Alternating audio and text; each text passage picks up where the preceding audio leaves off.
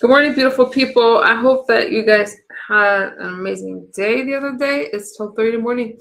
I apologize. I was supposed to do a regular stream, but due to some events I had no control over, crap, I had to postpone it, and I'll talk more about that later. I swear, every milestone, something comes up to where I have to deal with it.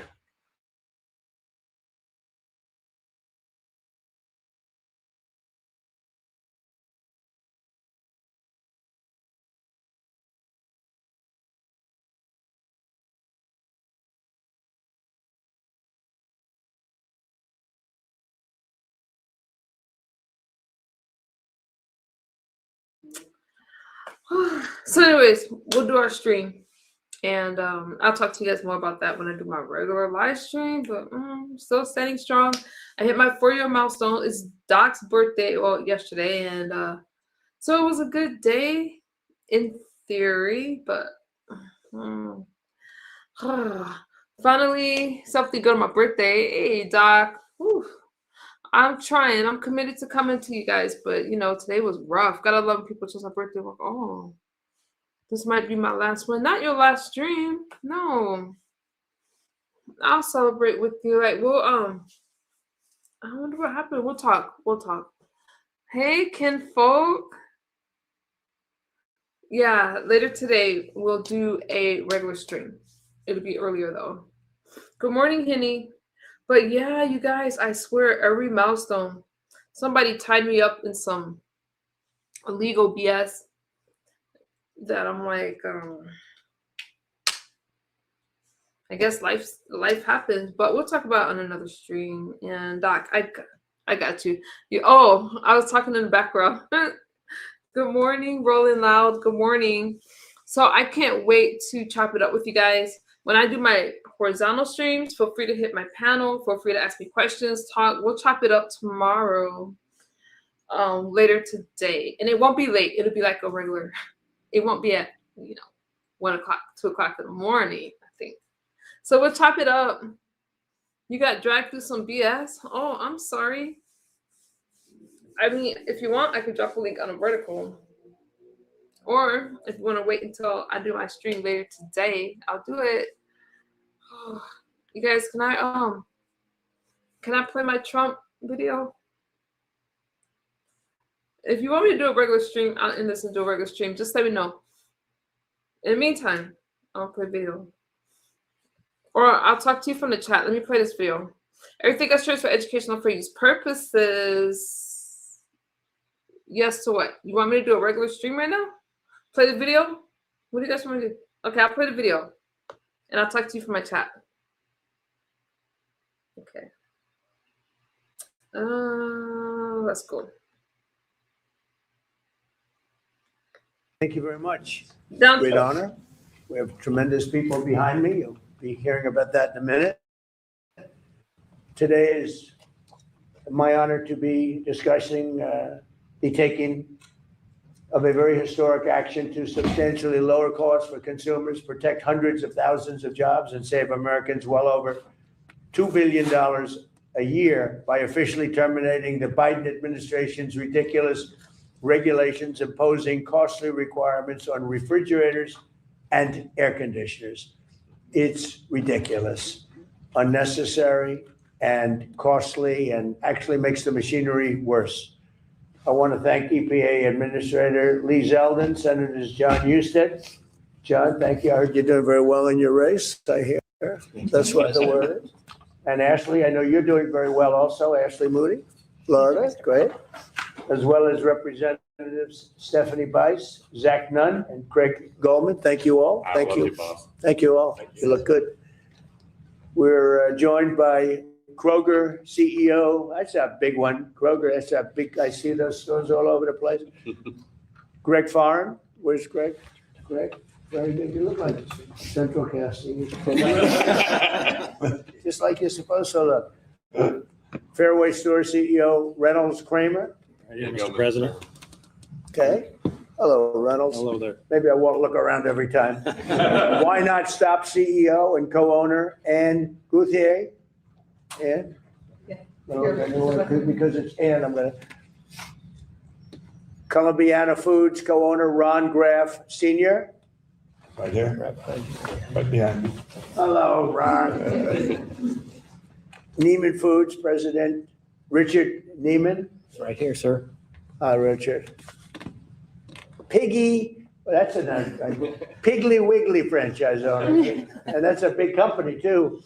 It's actually a cute name. Kevin McDaniel. Where's Kevin? How's that name? Right. Piggly Wiggly. I've heard that actually. That's great. Franchise owner, Kevin. So you met Kevin, and Food Fresh owner, Michael Gay. Food Fresh.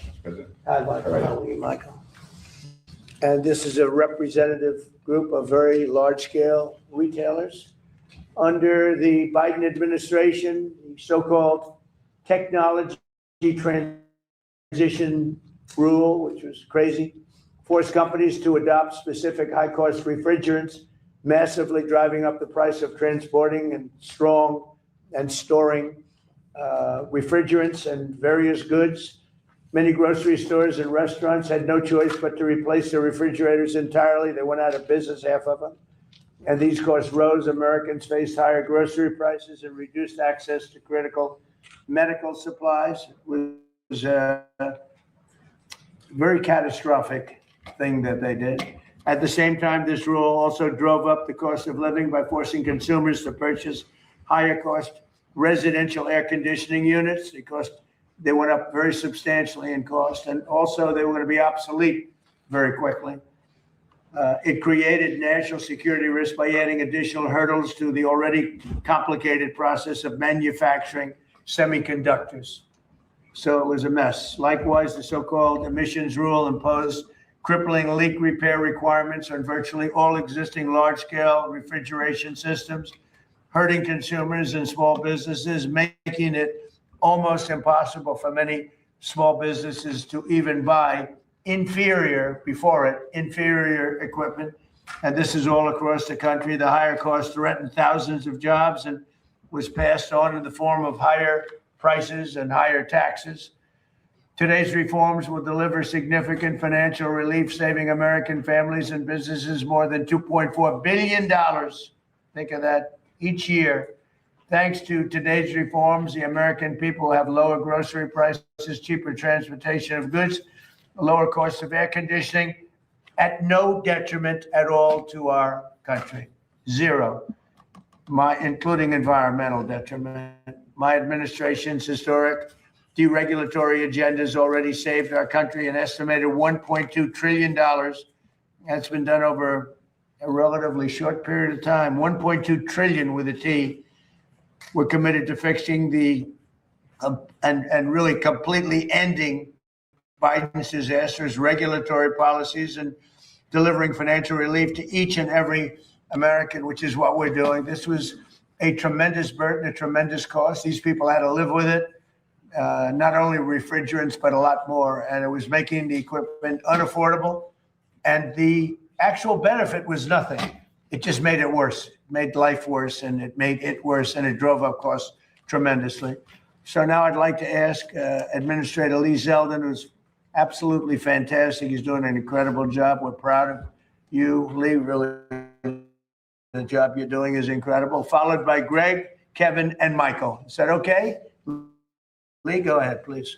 Well, thank you, Mr. President. As you know, many Americans were expressing a lot of frustration and anger of this rushed, frantic, reckless sprint by the Biden administration to phase out reliable equipment for grocery stores, for restaurants, and for homes. And the consequences, well, they've been devastating. And once again, the Trump administration is answering the call, which will lower the cost of living for hardworking American families. Now look at this chart to your far right. Today's actions are saving over $2.4 billion for American families. It's safeguarding 350,000 jobs. Just at supermarkets alone, we're going to see a savings of $800 million, which Americans will be able to see when they go and buy their food. The Biden EPA face planted when trying to jam through their restrictions. Americans who wanted to be able to fix their equipment we're instead being required to buy far more costly new equipment, and that just doesn't make any sense. Refrigeration trucks were being handed impossible restrictions to meet. And once again, here we are in the Oval Office. President Trump is righting another wrong. At the Trump EPA, we are proudly implementing President Trump's agenda every single day and delivering for the American people. Thank you, Lee, very much. Thank you. Please. Thank you, Mr. President, and thank you, Lee. Look, on behalf of the Kroger Company, and we operate about 2,700 supermarkets, an orderly transition of equipment reduces both capital costs and operating costs. And at the end of the day, that's good for consumers because we're able to take that and put that into lowering prices, which is the key objectives that we have in our business. So thank you very much. And you were able to save a lot of money and put it elsewhere by not having to do this ridiculous. Exactly. So it allows us, instead of having to outlay more capital at a faster rate and more operating costs to change that equipment. What to replace a refrigerator that's working perfectly, right? Yeah. So that allows us, obviously these things have a lifespan, but an orderly transition allows us to move through that in a way which keeps the price of groceries down. And that's something that we're, desperately focusing on, Mr. President. Great. Thank you very much. Next.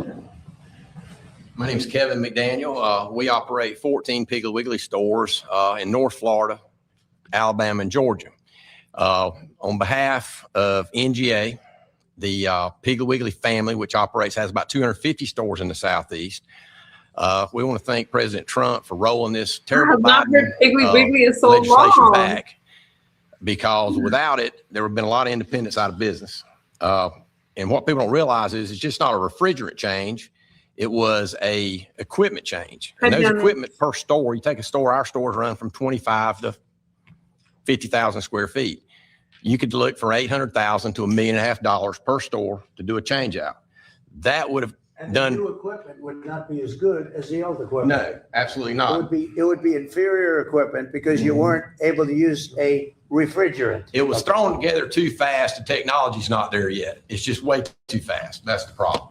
Good idea, but it's terrible. So you would have had all these independents go out of business. You'd had independents out of business, and you would have seen grocery prices soar. That's what would have happened if this would have went through. President Trump, thank you very much. On behalf of every independent in the United States, we cannot thank you enough for what you've done for us. Thank you so much. I mean, just the bottom line is, so you have great equipment that works incredibly, takes care of your meats and foods and everything else, beautiful refrigeration systems. Take it out and replace it with stuff that barely works, costs a fortune, and it's no good. Think of it. And everyone's going to go bankrupt because the equipment is much more expensive on top of everything else. Right. So the big thing now, we got to get rid of the law that was signed quite a while ago. And we have to get rid of that because ultimately we want to make it permanent. There's no negative impact by having a good system, but there's a tremendous impact. I think it's going to be bad because a lot of people said the other stuff it doesn't cool your product. No, there's problems with it. It's so crazy. Please. Michael Gay, I have a single store, Food Fresh in Claxton, Georgia. And exactly, to echo everyone up here, these refrigeration costs, I'm the only store in a county of 10,000.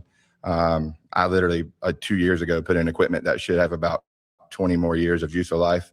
And to replace literally every single piece of equipment in our store would have been unbelievably cost prohibitive, driving up costs as we fight every day to try to keep them as low as we can. And, if that cost gets too high, especially attached to regulation, do you have independent stores closed in neighborhoods that once I go away, you've created a food desert? So it's very beneficial that this happened today. It's much more complicated than anyone thinks. And to try to rush this through was just the wrong way to go. So we're very appreciative of you today. Thank you. I have one grocer who's a friend of mine. He's pretty big. And he said, I'm going to go ahead of the schedule. And he actually replaced a lot of his equipment. He called me up. He said, this crap doesn't work. It doesn't cool the food.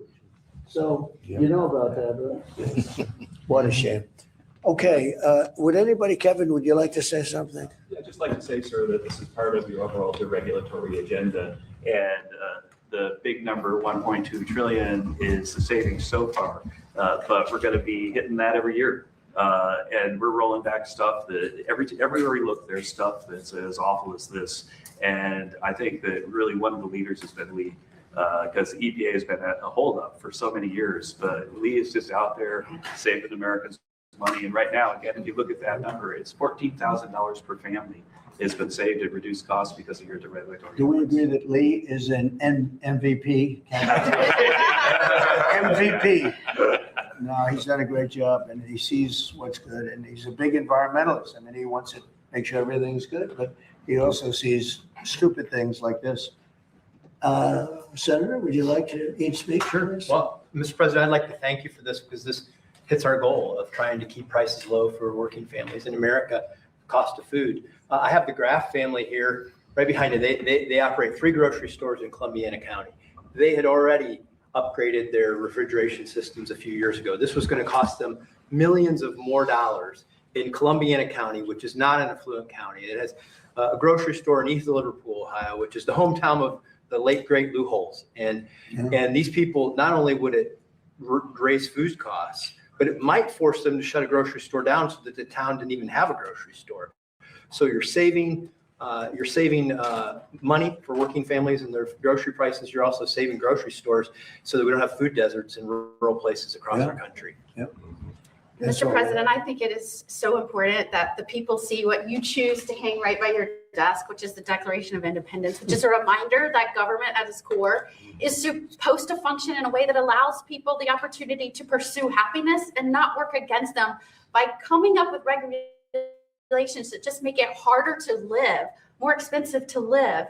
And from day one, I remember standing with you with the same crew of folks. From day one, you have been digging into all of these regulations that are issued with no thought to how they affect real people and real small businesses and businesses trying to step up and provide jobs and lift up their communities. Thank you for that. Thank you for getting back to the core of what government is supposed to be, and that is working in the interests of the people. Thank you. Thank you very much. Good job. Thank you, everybody. So any questions, please? Yes. Yeah. Thank you, Mr. President. How much do you expect this will save the average American family every week on groceries? And do you expect this change to help Republicans? Okay, very, very substantial. They're going to be a big saving. We're breaking it down. In fact, numbers are coming out this afternoon sometime, but the average family will save a lot of money and you can have stores. You know, nobody actually thought of it until it was mentioned this morning. You will have stores closing down in areas where they're not going to have a store anymore.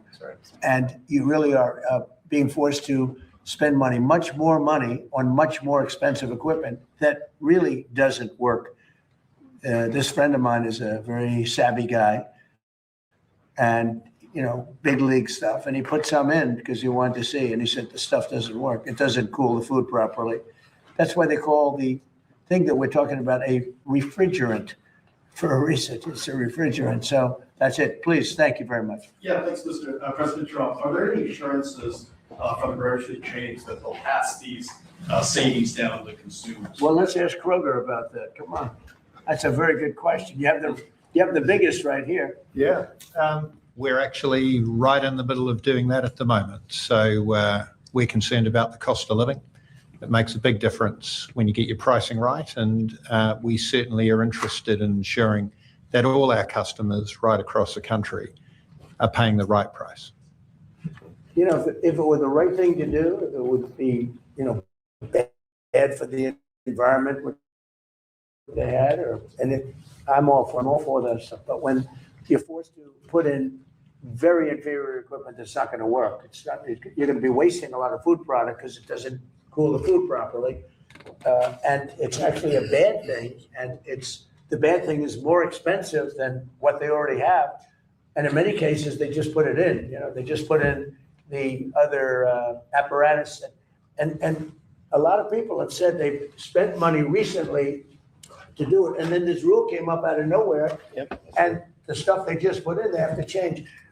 I'd be all for changing if it was good, even if it was a little bit good. But this is actually bad.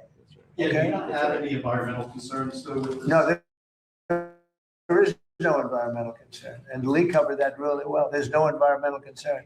It's not going to have any impact on the environment. Mr. President, with many Americans concerned about affordability ahead of the midterms, there is some backlash from Senate Republicans to some of the other priorities, the ballroom and the anti-weaponization fund. You clearly still have a stronghold in the Republican Party. Your candidates did very well this week during the primaries, but are you losing control? My candidates did well. Not all candidates did well. But are you losing control of the Senate, sir? Are you losing control of the Senate Republicans? I don't know. I really don't know. I can tell you, I only do what's right. I don't need money for the ballroom. You know, I'm making a gift of the ballroom. This is the biggest misreporting that I've ever seen. The ballroom is being built. It'll cost, it was going to be 200 million. I've doubled the size of it because we need it. And it's being done in conjunction with the military and with the, very much in conjunction with the military and Secret Service. We're on time, on budget. It's going beautifully. I have all the money I need. We're making a gift to the United States.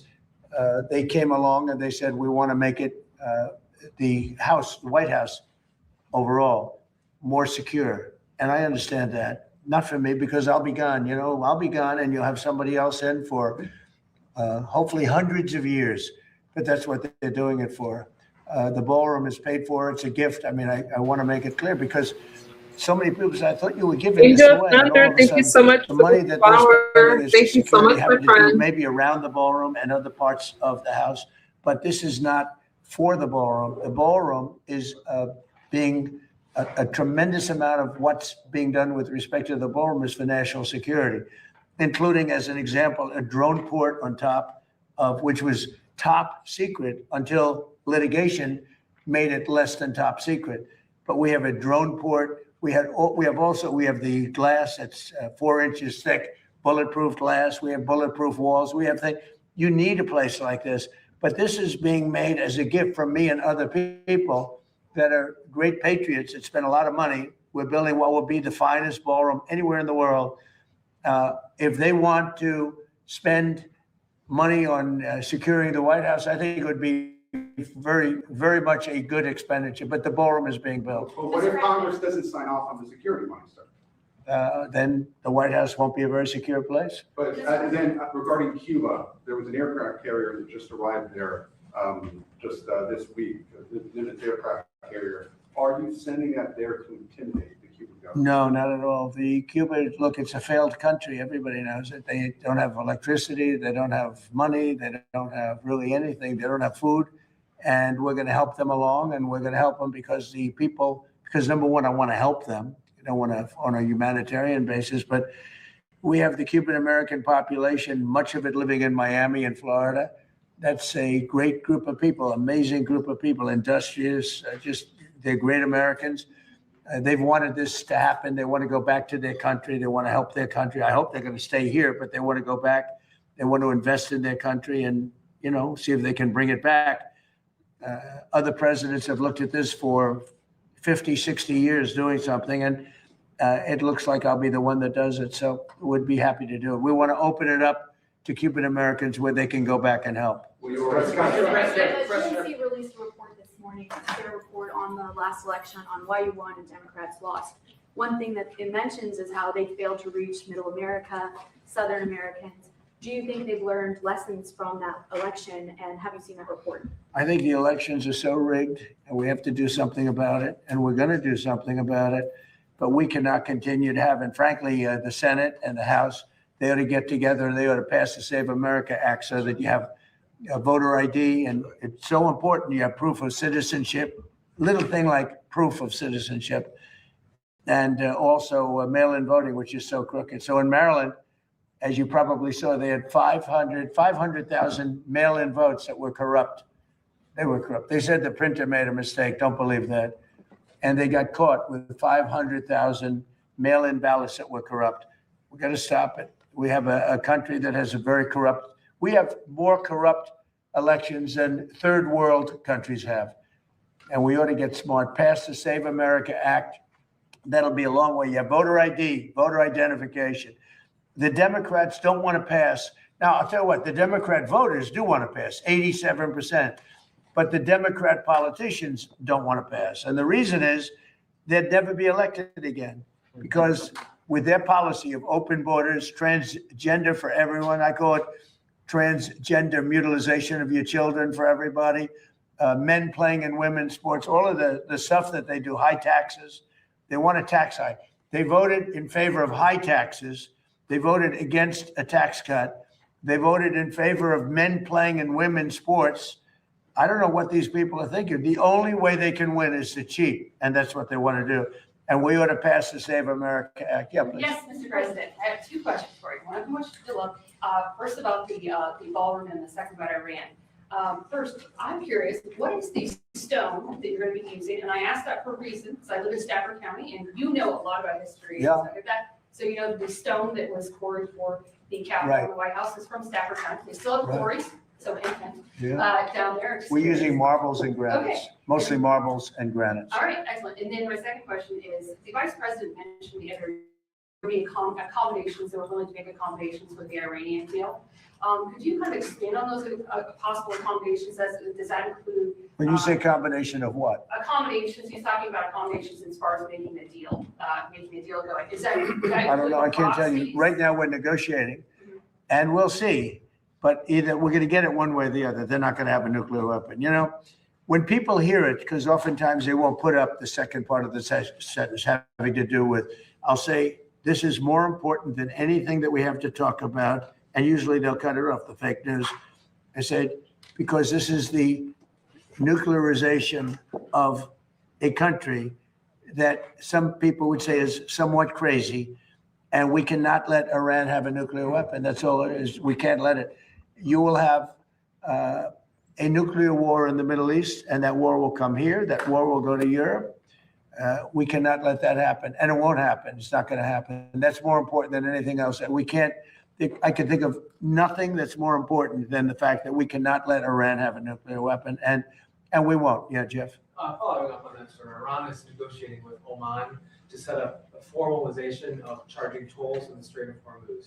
Is that acceptable to you? Well, we're looking at it. We hear about it. They've negotiated. They've had a relationship with them before, and we'll see.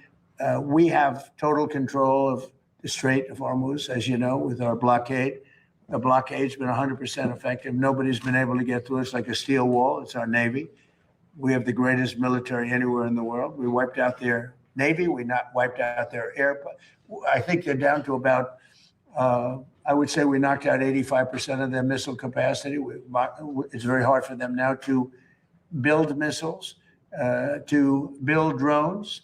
We have great drone technology, anti-drone technology now that frankly we didn't have even 2 months ago. We have unbelievable drone technology, both for making them and also for knocking them down.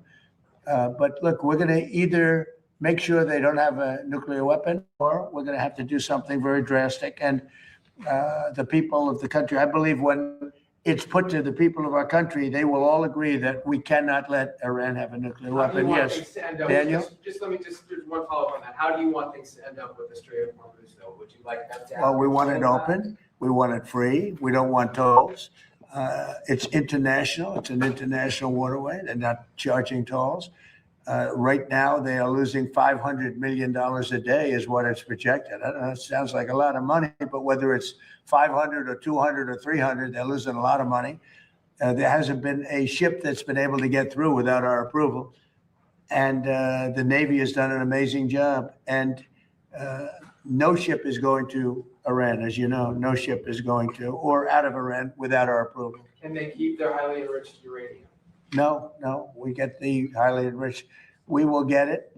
We don't need it. We don't want it. We'll probably destroy it after we get it, but we're not going to let them have it. Okay? Mr. President, I have two questions. First on deregulation, second on the Supreme Court. You, coming from business, you've seen the effects of what unnecessary red tape can do to business. Do you believe that given the amount of deregulatory actions taken along with this, the full endangerment finding, cafe standards, the tax cuts and tariffs, do you believe that you've made the United States the most pro-business, pro-investment country? Yeah, thank you very much for that question, because we are, for every one new regulation that we add, we're getting rid of 20 to 30 to 40. And now it's actually at even a number. In my first term, for every regulation that was added, we got rid of a minimum of 10. And I understand, Lee, that it's up to 43 or 44 right now. So if we add a regulation, we get rid of 43, 44. We're making it a much more pro-business, pro-people. Regulations are very costly for the people. They're bad for everybody. They're bad for jobs, bad for everybody. And we have, as of today, we have more people working in the United States than at any time in the history of our country. To me, it's one of my favorite stats. But we have more people today working in the United States than at any time in the history. And this is with the Iran conflict. That'll end soon, very soon. And when it ends, your gasoline prices will go down lower than they were before. I left Iowa a few months ago, and gasoline was at $1.85 a gallon. And we'll be hitting numbers like that again. Mr. President, on the Supreme Court. But we'll be hitting them in a much nicer way, by the way. We will be hitting them, and we will have a country that will not have a nuclear weapon. Yeah, Daniel? So one is today. Yeah, let me just finish with him. On the Supreme Court, sir, we're still waiting for the decision on birthright citizens. Yeah, birthright. You attended the oral arguments of that. Can you just explain what's at stake with that decision, sir? It's a big decision that we're waiting for from the Supreme Court. We had a terrible tariff decision. They cost our country a fortune. They said do it a different way. We're doing it a different way, but we're going to most likely have to pay back $149 billion. All they had to do is put a little sentence in there, half a sentence, saying that any monies paid don't have to be paid back. You're talking about the people in many cases that hate our country. Give them back money. It was a terrible decision. And it's not going to affect because we do the tariffs a different way. The tariffs are what's bringing in all of this money. It's really made our country rich, modernly rich. Now we have another one coming up, which is birthright citizenship. And we're the only country in the world that has it. You step into our country and you're all of a sudden a citizen. You come in a certain way. This was not meant for Chinese billionaires to have their children become citizens of our country. This was meant, or other rich people, poor people. This was meant for the babies of slaves. This was signed right after the Civil War. You look at the dates alone, immediately after. This was having to do with the babies of slaves. And people have used it. And if this is allowed to stand, it will be a disaster economically for our country. And you'll have 25% of the people coming into our country coming in through birthright citizenship. And we won't have any control. This decision by the Supreme Court is a very big one. They'll probably rule against me because they seem to like doing that. Frankly, I'm not happy with some of the decisions. Look at NIL. Look what they've done. Look what the courts have done to college sports. They're destroying college sports. They're destroying universities. But birthright citizens are a big deal. And literally, if that's allowed to stand, and again, this was a civil war. This was right after the Civil War, and it has to do with the babies of slaves. It doesn't have to do with the babies of very rich people coming into the country. One of them came in with 57 children, 57 children. They're using the system, and it's usually people that hate our country, if you want to know the truth. Birthright citizenship is done by no other country in the world the way we're doing it. We're a laughing stock. And if the Supreme Court approves that decision, they have done a great disservice to the United States of America, just like they did a great disservice by costing us $149 billion on tariffs by saying, do it a different way. Get the same result, do it a different way. We should have won that decision. We had a very strong, very powerful dissent. We had 3 dissents. So it wasn't like a unanimous decision by any means. We had very powerful dissents. When you read that dissent, people that read that dissent say, you really should have won this case. We should have won that case on tariffs. That case cost our country $149 million. It goes to people that hate our country. So now we have another one coming up, birthright citizenship. It would be a disgrace. It would be a disgrace if the Supreme Court of the United States allows that to happen. Remember what I said, 20 to 25% of the people coming into our country will come in through birthright citizenship. They'll become citizens through birthright citizenship, and it'll cost us numbers that are, I don't even think they're doable. And it's all up to a couple of people. And I hope they do what's right. Birthright citizenship is a disgrace. The fact that, look at the people that are bringing the suit. Study the people that are bringing the suit. These are not people that love our country, I can tell you that. Mr. President, why is today's executive postponed? Because I didn't like certain aspects of it. I postponed it. I think it gets in the way of, we're leading China, we're leading everybody, and I don't want to do anything that's going to get in the way of that lead. We have a very substantial on AI. It's causing tremendous good, and it's also bringing in a lot of jobs, tremendous numbers of jobs. Again, we have more people working right now than we've ever had. I really thought that could have been a blocker, and I want to make sure that it's not. Mr. President, Wait 1 second. With President Xi last week, did you discuss AI safeguards? Who, what? In China last week with President Xi, Yes. Did you discuss AI? I did. No, I discussed it. And he acknowledges how well we're doing. We're doing well. He's doing, it's the two of us. The two countries are fighting for it. Other countries are way behind, way behind. They're fighting for it. They want it. Everybody wants it, but they're way behind. But I didn't want to do it. I postponed that meeting. It was a press conference. It was a signing, actually, because I didn't like what I was seeing. Mr. President, a few moments ago, the Commission of Fine Arts approved your redesign for your arch.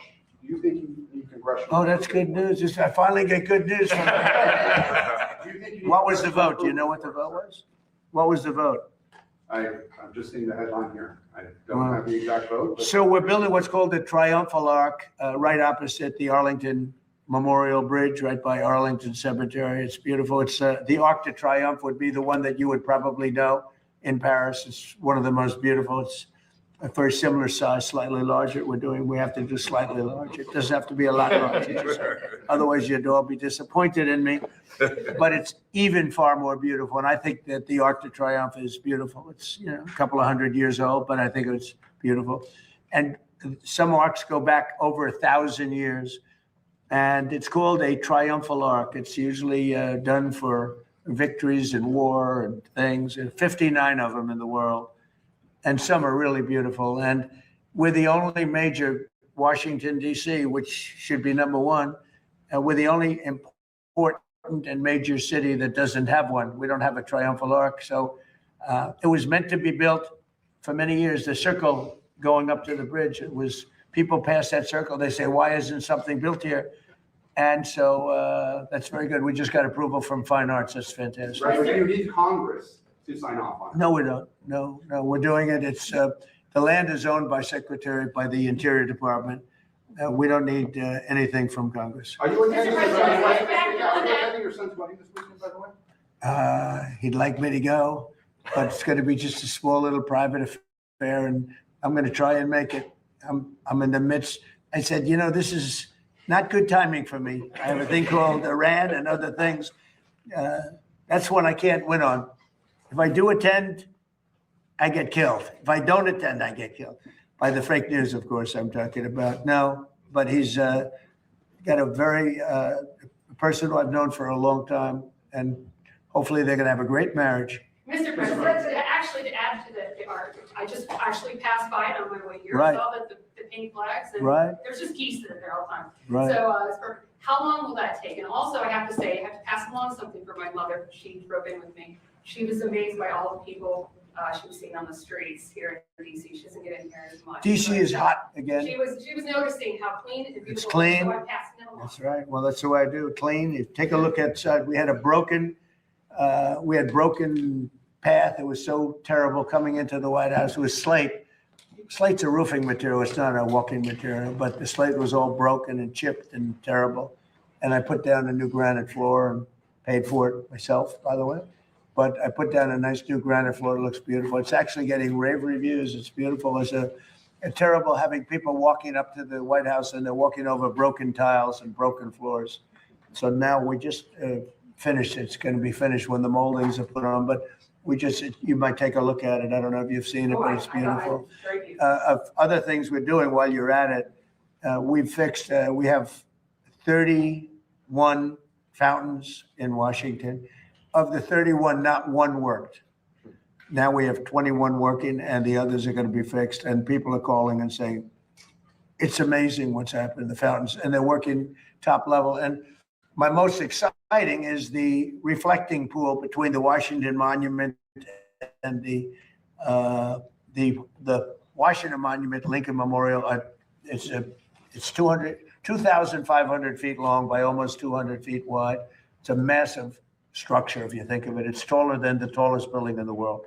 If you sat the building down, the tallest building in the world would not reach the end of it. It's a very big thing. It hasn't worked properly since it was built in 1922. President Obama and Biden spent hundreds of millions of dollars trying to fix it. They didn't, of course, they couldn't do that. They didn't fix it. It was a mess. So mostly they turned it off, collecting garbage. It looked horrible. And we are very close to getting it finished. And when it's finished, it'll be beautiful. It'll be blue water, dark blue. We call it American flag blue because that's the name of the color that we chose. American flag blue. Can't do better than that. It's a rich, dark blue. And it'll be, I think, very reflective, very, very good. Big project. I decided to do a much bigger job. I was going to just get it open, but I said, let's do it right. Let's get it open and let's have it be good because President Obama, President Biden spent hundreds of millions of dollars, much more than 100 million, but hundreds of millions. It never worked. In fact, when they finished it, it was much worse than it was before. It leaked at a higher level. They would have to fill it up every single day with water. The whole thing was ridiculous. So they ended up turning it off and it became like a garbage dump. Well, it's pretty close to finished. So they had estimates of $350 million to fix it. I'll be doing it for a tiny fraction of that. A bigger job than I originally thought I'd do it for $2 or $3 million, just do a base. But now we're fixing up the exterior of it. So we'll probably be in there for less than $20 million. And the estimate was going to be using a different method, 350. It was going to take 4 years, 350 million. I'll be doing it in basically a couple of months for less than $20 million. That includes all of the exterior base, which I never included in my original numbers. When I went there last week, I saw the exterior was in very bad shape as well as the interior. So I said, we're going to fix that too. The stone. It's going to be beautiful. When that's done, you might see it. It's probably 3/4 done. We have rain delays. We get a lot of delays, but that will be something special. The reflecting pool in front of the Lincoln and Washington monuments. I think it's going to be incredible. It's largely done. If you want to go see it, you can see it before we put the water in. The key is to have it done before July 4th. We want to see if we can have it done before July 4th. But we have about 20 or 21 of the water features in Washington open. And I can say we top of the line. They look better than they did the day they were built. Some of them have been closed for 25, 30 years. There's been no water for 25 or 30 years. And they're really beautiful. Some of the fountains are as beautiful as I've ever seen. And you probably see them. And in addition to that, you brought up something. Washington, D.C. is now a safe city. We had a city that was one of the most unsafe cities anywhere in the country. And now it's considered a very safe city. Restaurants are opening. Restaurants were closing. You couldn't go to a restaurant. The restaurants were closing all over because of the danger from during the Biden administration. Now you have restaurants opening. It's thriving. And it was very nice that you said that. I like this reporter. No, it's nice. We have a vibrant city again. People are going out. I have a lot of people in the White House. Every time I see somebody, they thank me. And I know immediately what. They thank me for making the city safe. They walk to work now. Before that, they'd take Uber or something, and they felt unsafe even in Uber. You know, we moved over 5,000 people out of the city, career criminals that came in through the open borders and other reasons. And we moved over 5,000. And an interesting statistic is that 2% of the population creates 91% of the crime. And the reason I like that is that you can handle 2% of the population. Mr. Kroger, I see, do you have stores in Washington? You see a big difference? We do. Boy, you said the right thing. That would have been the end of Kroger. All right, okay, we'll do one or two more. Please, in the back. Yeah. Do you think Democrats are genuine in their focus on affordability, especially after they delivered 40% inflation last time they were in power? And then, or do you think they're using it or focusing on it as a means to try and win midterms and begin the impeachment process? The second. Look, the Democrats had the highest inflation in the history of our country. 48 years, they say, but the history of our country. They had the highest inflation that we've ever had. When I inherited it, I inherited very high prices. And from day one, they said, affordability is a word, because they're good at that. They're good at words, but I'm good at words too. But they hit me with affordability. I'd just gotten there. They hit me with eggs. We had a news conference on my third day, and they said, egg prices are through the roof. I said, I just got here. Tell me about eggs. And we got the prices down, way down, actually lower than it was 4 years before. But we've gotten everything. The thing that we have now, the only thing that's really of great concern, two things. Beef is coming down. And the reason is they put restrictions on beef under the Biden administration, and it takes a while to settle that, but prices are down. But the big thing is, of course, energy. We had the energy way down, but I had to do a journey to Iran. I had to say, you know, we just hit the best markets. By the way, the stock market today is at the highest it's ever been. And we've had 59 of them, 59 days out of a very short period of time where the stock market hit all-time highs. So we have an all-time high stock market.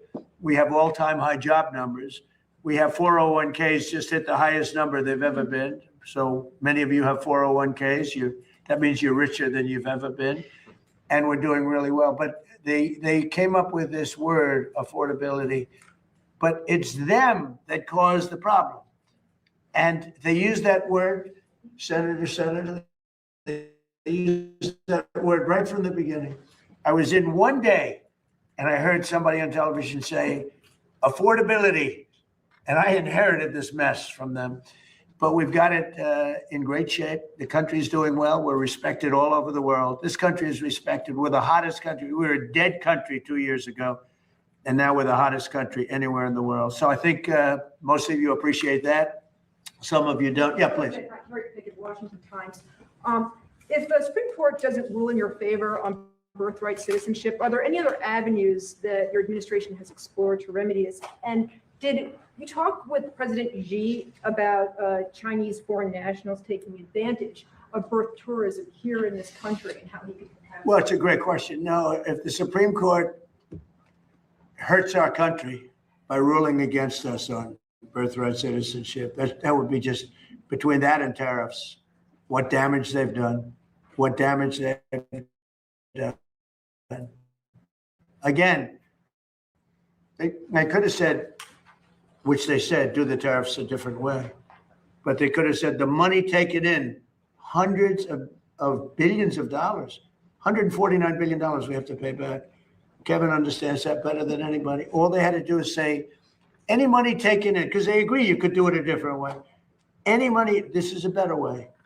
But the other way is a very secure way. And maybe in many ways it's a stronger way. They could have said any money taken in thus far does not have to be paid back to, in many cases, the enemy, people that don't like our country. Or it was a half a sentence. The Supreme Court could have saved us $149 billion with a half a sentence. But they chose not to do that. Now they have a ruling which is a much bigger ruling, actually, birthright citizenship.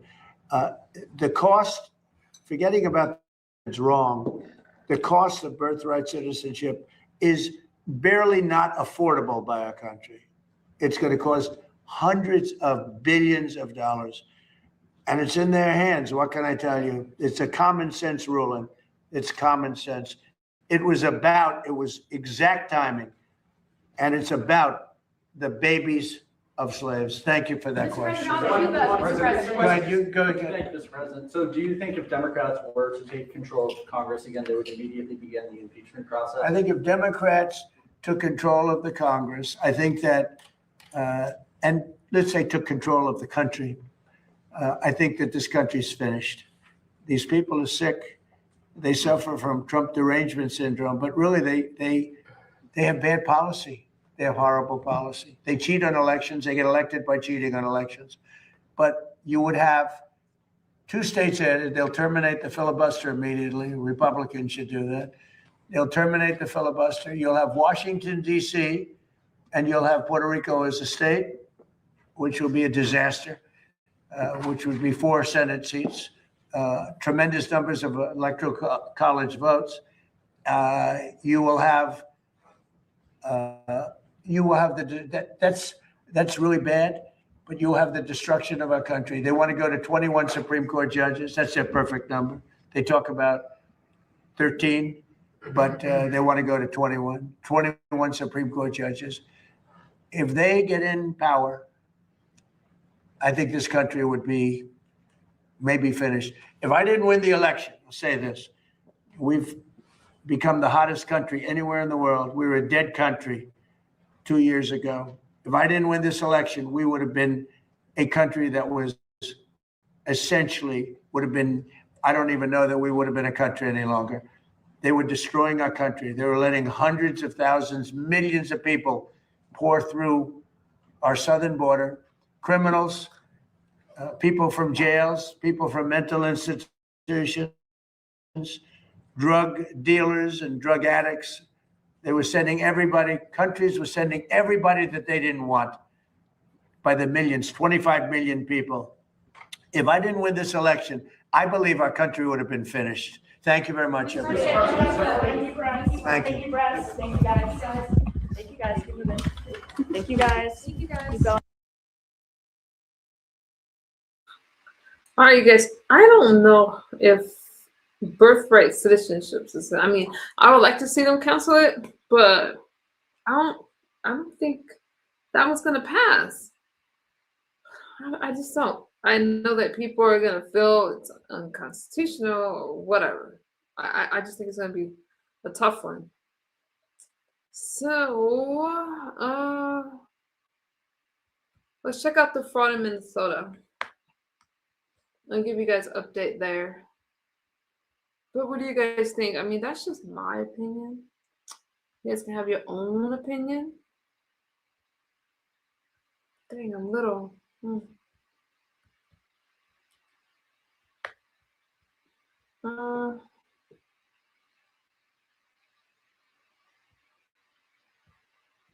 Where is it? Hold on. I don't know. Where are these people? Oh, there you go. There you go. Find and maintain housing. It was estimated in 2020 that it would cost only about $2.5 million a year to fund this program, but it ended up costing almost 50 times that much, over $104 million by 2024 due to fraud. And because of all the fraud, Minnesota had to shut the program down in 2025, and now these services no longer exist for these vulnerable homeless populations. The same trends exist for other Minnesota-run taxpayer-funded programs. An autism program that cost the taxpayer $600,000 just 6 years ago skyrocketed to over $400 million. And to be sure, that number is not driven by supply and demand. It is not driven by healthcare or charity. It is fraud. To tackle this crisis, and it is a crisis in Minnesota, earlier this year, the Department of Justice surged 11 strike force prosecutors from across the country to be here on the ground fighting the rampant fraud targeting our taxpayer-funded programs. And large numbers of agents from our partners at the FBI, HHS-OIG, HSI, IRSCI, and others joined our prosecutors to rapidly unmask fraudulent actors in Minnesota. These agents and prosecutors have been working around the clock to root out the criminals stealing taxpayer dollars, and I am proud of all they accomplished in such a short time. Their hard work made today possible. Make no mistake, today's charges are unprecedented. They include the highest loss amount ever charged in a Medicaid case in Minnesota and the largest autism fraud scheme ever charged by the Department of Justice. The common theme throughout these cases is fraudsters exploiting vulnerable programs and vulnerable people to enrich themselves, no matter the consequences to the programs or to the people. For example, one defendant is charged with defrauding the Integrated Community Supports Medicaid program. This program is designed to help individuals with disabilities live independently. One patient was supposed to be receiving 24-hour care through this program, but he was actually being serviced by a fraudster and received no services. This patient was later found dead. The architect of this fraud scheme was billing Medicaid as if he was providing care to this patient. The defendant even submitted a claim of over $400 for services he never provided the day before this man died. In another example, 2 defendants have been charged for defrauding a program designed to offer medical services to those with autism spectrum disorder. As alleged, the defendants paid kickbacks to parents who brought their children to autism centers, diagnosed children with autism regardless of medical necessity, and billed for autism services that were never actually provided. In one final example, 2 defendants have been charged in an over $22 million fraud scheme involving the Individualized Home Supports Program. This program was meant to support disabled individuals who wanted to live in their own homes. Instead, these disabled individuals were used like lottery tickets by these defendants to generate millions of dollars, which these defendants used to expand their real estate holdings, purchase luxury vehicles, and splurge on expensive jewelry. We will not, full stop, tolerate this greed and deceit. We will not let fraudsters bankrupt Medicare and Medicaid the same way that they bankrupted the Housing Stabilization Services Program. As mentioned, this is just the beginning. With the support of President Trump, Vice President Vance, Acting Attorney General Blanche, Chairman Ferguson and the White House Anti-Fraud Task Force, Secretary Kennedy, Dr. Oz and his team, and the entire federal fraud-fighting apparatus, the Department of Justice will continue expanding our reach across the country to pursue all fraud, no matter how large, no matter how small, no matter how hard. Since April 1st, DOJ's Fraud Division has announced over 450 fraud enforcement actions nationwide, representing billions of taxpayer dollars.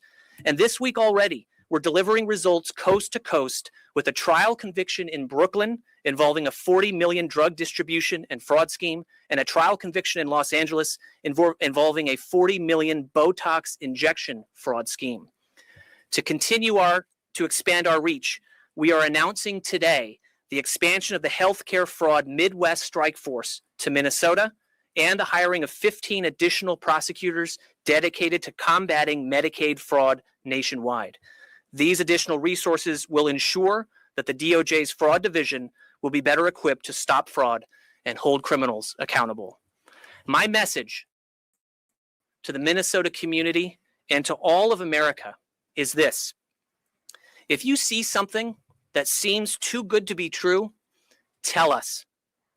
In some areas, such as in the daycare prosecutions we announced today, a culture of fraud has taken root, where child care centers even offer kickbacks to parents to enroll their children. If something sounds good to be true, it is.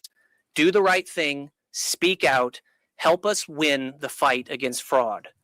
And now my message to the fraudsters is this: eat, drink, and be merry today, because your days of frolicking and freedom are numbered. We are doing everything we can to find you. And when we do, we will prosecute you. And we will claw back every dollar you have stolen from the American people. We will not rest until every fraudster knows that the cost of stealing from the American people is far higher than any scheme is worth. Thank you all for being here. I'll now turn the podium over to Secretary Kennedy. Thank you, Colin. Hey, everybody. I want to start. I thought I was going to have a slide here. I want to call your attention to this, which is in your. Okay, here it is, which is in your packet. This was the cost of the Early Intervention and Development Program in 2020. It was $38.1 million. This is what we expected to be paying every year. Instead, this year it hit $442 million. And that is, I'm showing you that because that's the magnitude of the fraud and the damage that we're talking about today. And I want to thank Todd Blanche, who couldn't be here today, Colin McDonald, and everyone at the Department of Justice for leading this effort. I want to thank also the FBI, who you're going to hear from in a little while, the HHS Office of Inspector General, CMS, and especially Dr. Oz, the White House Anti-Fraud Task Force, and Vice President Vance, and the investigators and law enforcement personnel whose relentless work made today's action possible. Today's arrests represent the largest autism fraud bust in American history. This was not a paperwork error. It was not a technical violation. This was organized threat, organized theft that exploited the most vulnerable children in America, deceived families, stole taxpayer dollars meant to help children with autism access legitimate care and support. Investigators uncovered brazen schemes that billed taxpayers for non-existent services, fraudulent diagnoses, and fake care, while criminals enrich themselves at public expense. Every fraudulent autism diagnosis steals time, care, and resources from the children for whom this program was denied and who desperately need this care.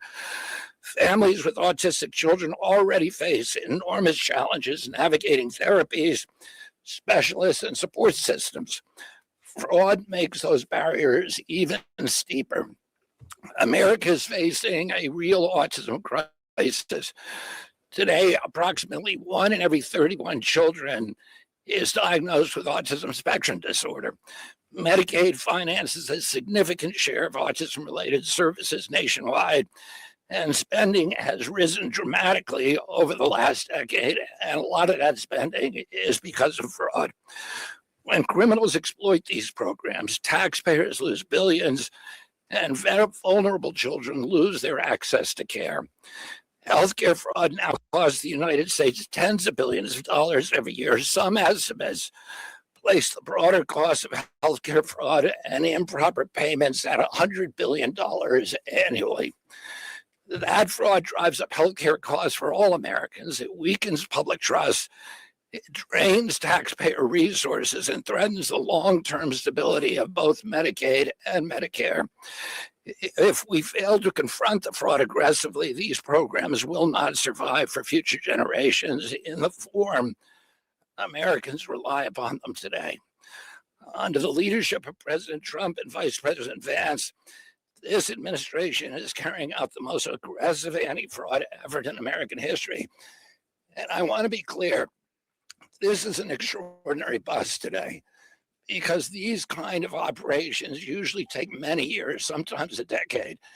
This was executed with a precision and speed that is unprecedented in the history of law enforcement. And it's unprecedented now, but under Vice President Vance's leadership and President Trump's direction, we are going to normalize this speed. We're restoring accountability, strengthening oversight, prosecuting criminal networks, and protecting the integrity of our public health systems. We will not allow criminals to treat children as billing opportunities while American taxpayers foot the bill. This administration will continue rooting out fraud because every stolen dollar is a dollar taken from a child, a parent, a senior of a family who desperately needs help.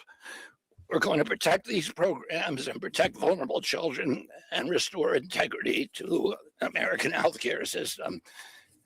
And now I want to introduce the United States Attorney Rosen.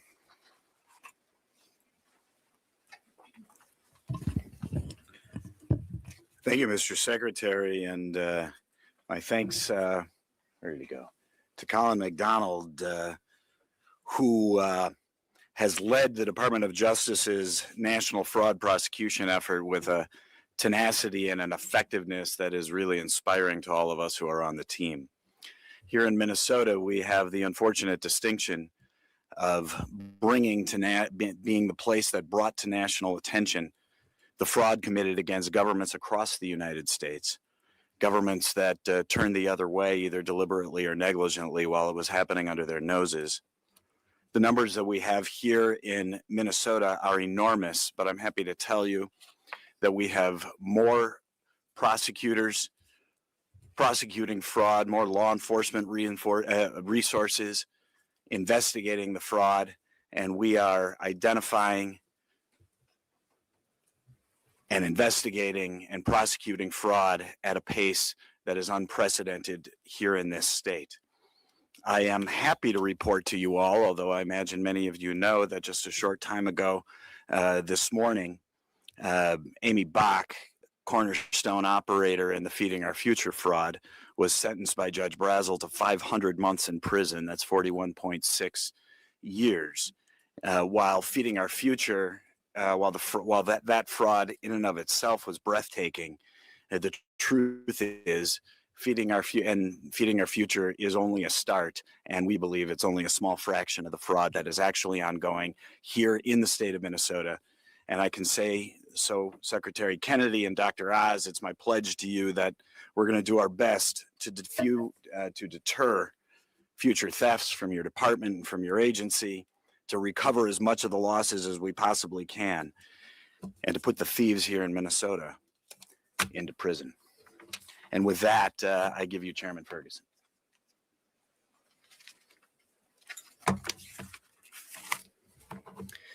Good afternoon. When President Trump said he wanted an all-of-government approach to fighting fraud, he meant it. He wants us to stop fraud by preventing money from going out the door, and he wants fraudsters swiftly brought to justice. And that's why he created the Anti-Fraud Task Force and put Vice President Vance in charge of it, to coordinate both arms of the anti-fraud campaign. Today is about bringing justice to the fraudsters at an unprecedented pace, and the whole country owes tremendous gratitude to the Acting Attorney General, to Assistant Attorney General Colin McDonald, to the U.S. Attorney Rosen, to the Deputy FBI Director Rhea for today's indictments, and also to the Healthcare Fraud Strike Force that was sent here in Minnesota. And I just want to reiterate what was said earlier, having met some of the prosecutors today.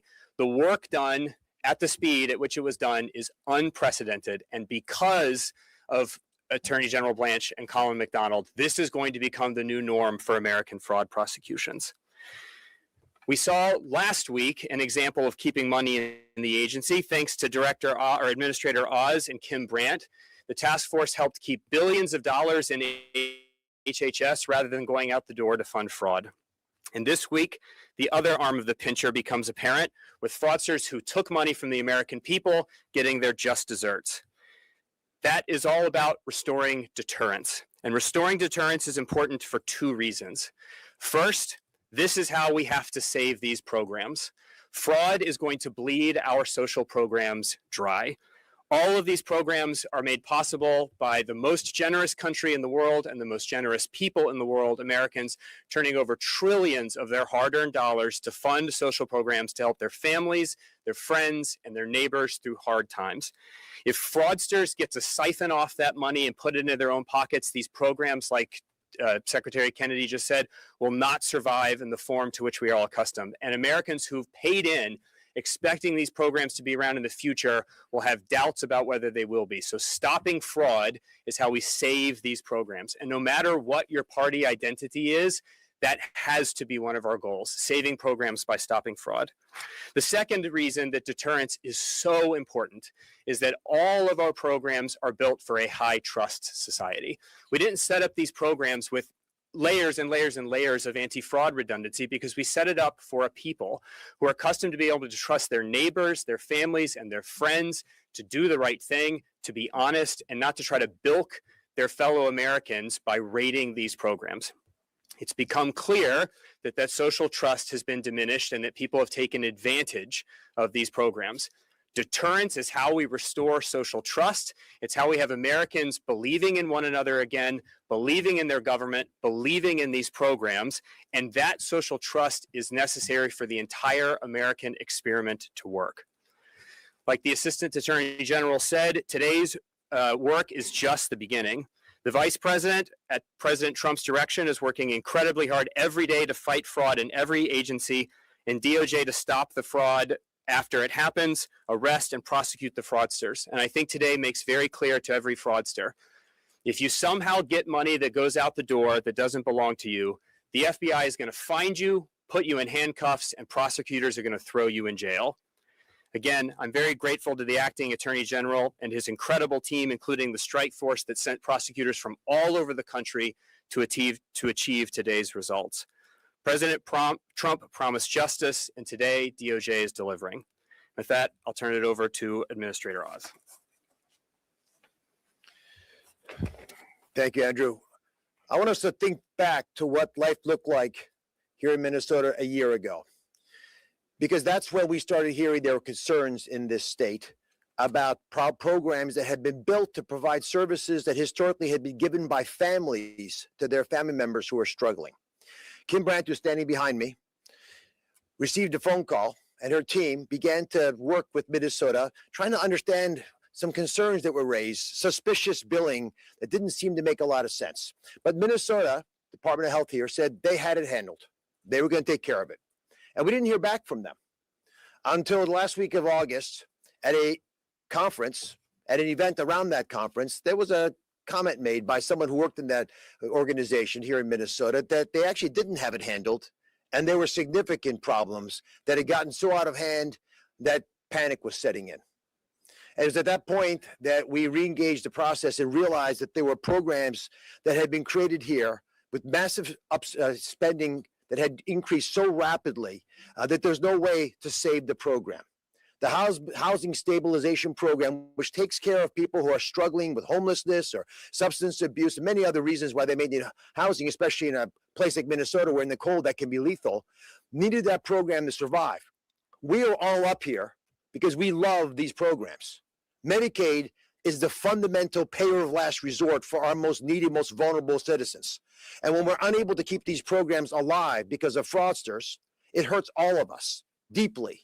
And that's what happened here in Minnesota. Housing Stabilization Program, which had gone from a tiny little program to over $100 million of spending just to find someone on the streets a place to stay, which had been doubling in its expenditures annually, was shut down. Now, these are not the outcomes that we desire, but when you have to force a shutdown, it's an issue. Now, along that way, Nick Shirley, I just noticed standing there, came and started doing videos. I want to call out the folks who are angry and frustrated about this. Thank you, Nick. Who want to, perhaps if you want to serve, come join us. But if you can't serve, do what you can to shine a light on these cases. And with lots of folks beginning to tell us more and more of the different clues that we were able to put into a larger quilt to understand the magnitude of the catastrophe happening here in Minneapolis and Minnesota in general, we began to take action. Now, I want to point out that a lot of this started during COVID. If you're asking how and why, COVID led to a general abandonment of principles around protecting these programs. The corruption that ensued grew rapidly. Total Medicaid spending has increased by 50% since the start of COVID. 50% increase. Spending on prescription medications quadrupled in the last 6 years. Now, the president can work hard, and he has, to deal with fraud, and he made the most favored nation drug pricing a reality because it's going to save the American people $600 billion. But you cannot keep up with fraud if we're not actually getting it at the root cause of it, which is when states do not police their own systems. And so because COVID caused a lack of oversight, and because agencies like mine were gutted in their ability to provide program integrity, we have allowed this monstrous, outrageous increase in spending, which does not benefit anybody, to increase. The 15 arrests today, netting $90 million, is a very important symbol because it's a shot across the bow. And we're all going to say this in our different ways, but I'm telling you, if you're a fraudster, do not walk away from this press conference. Run. because we are coming after you. We have lots of weapons to be able to use in order to accomplish that.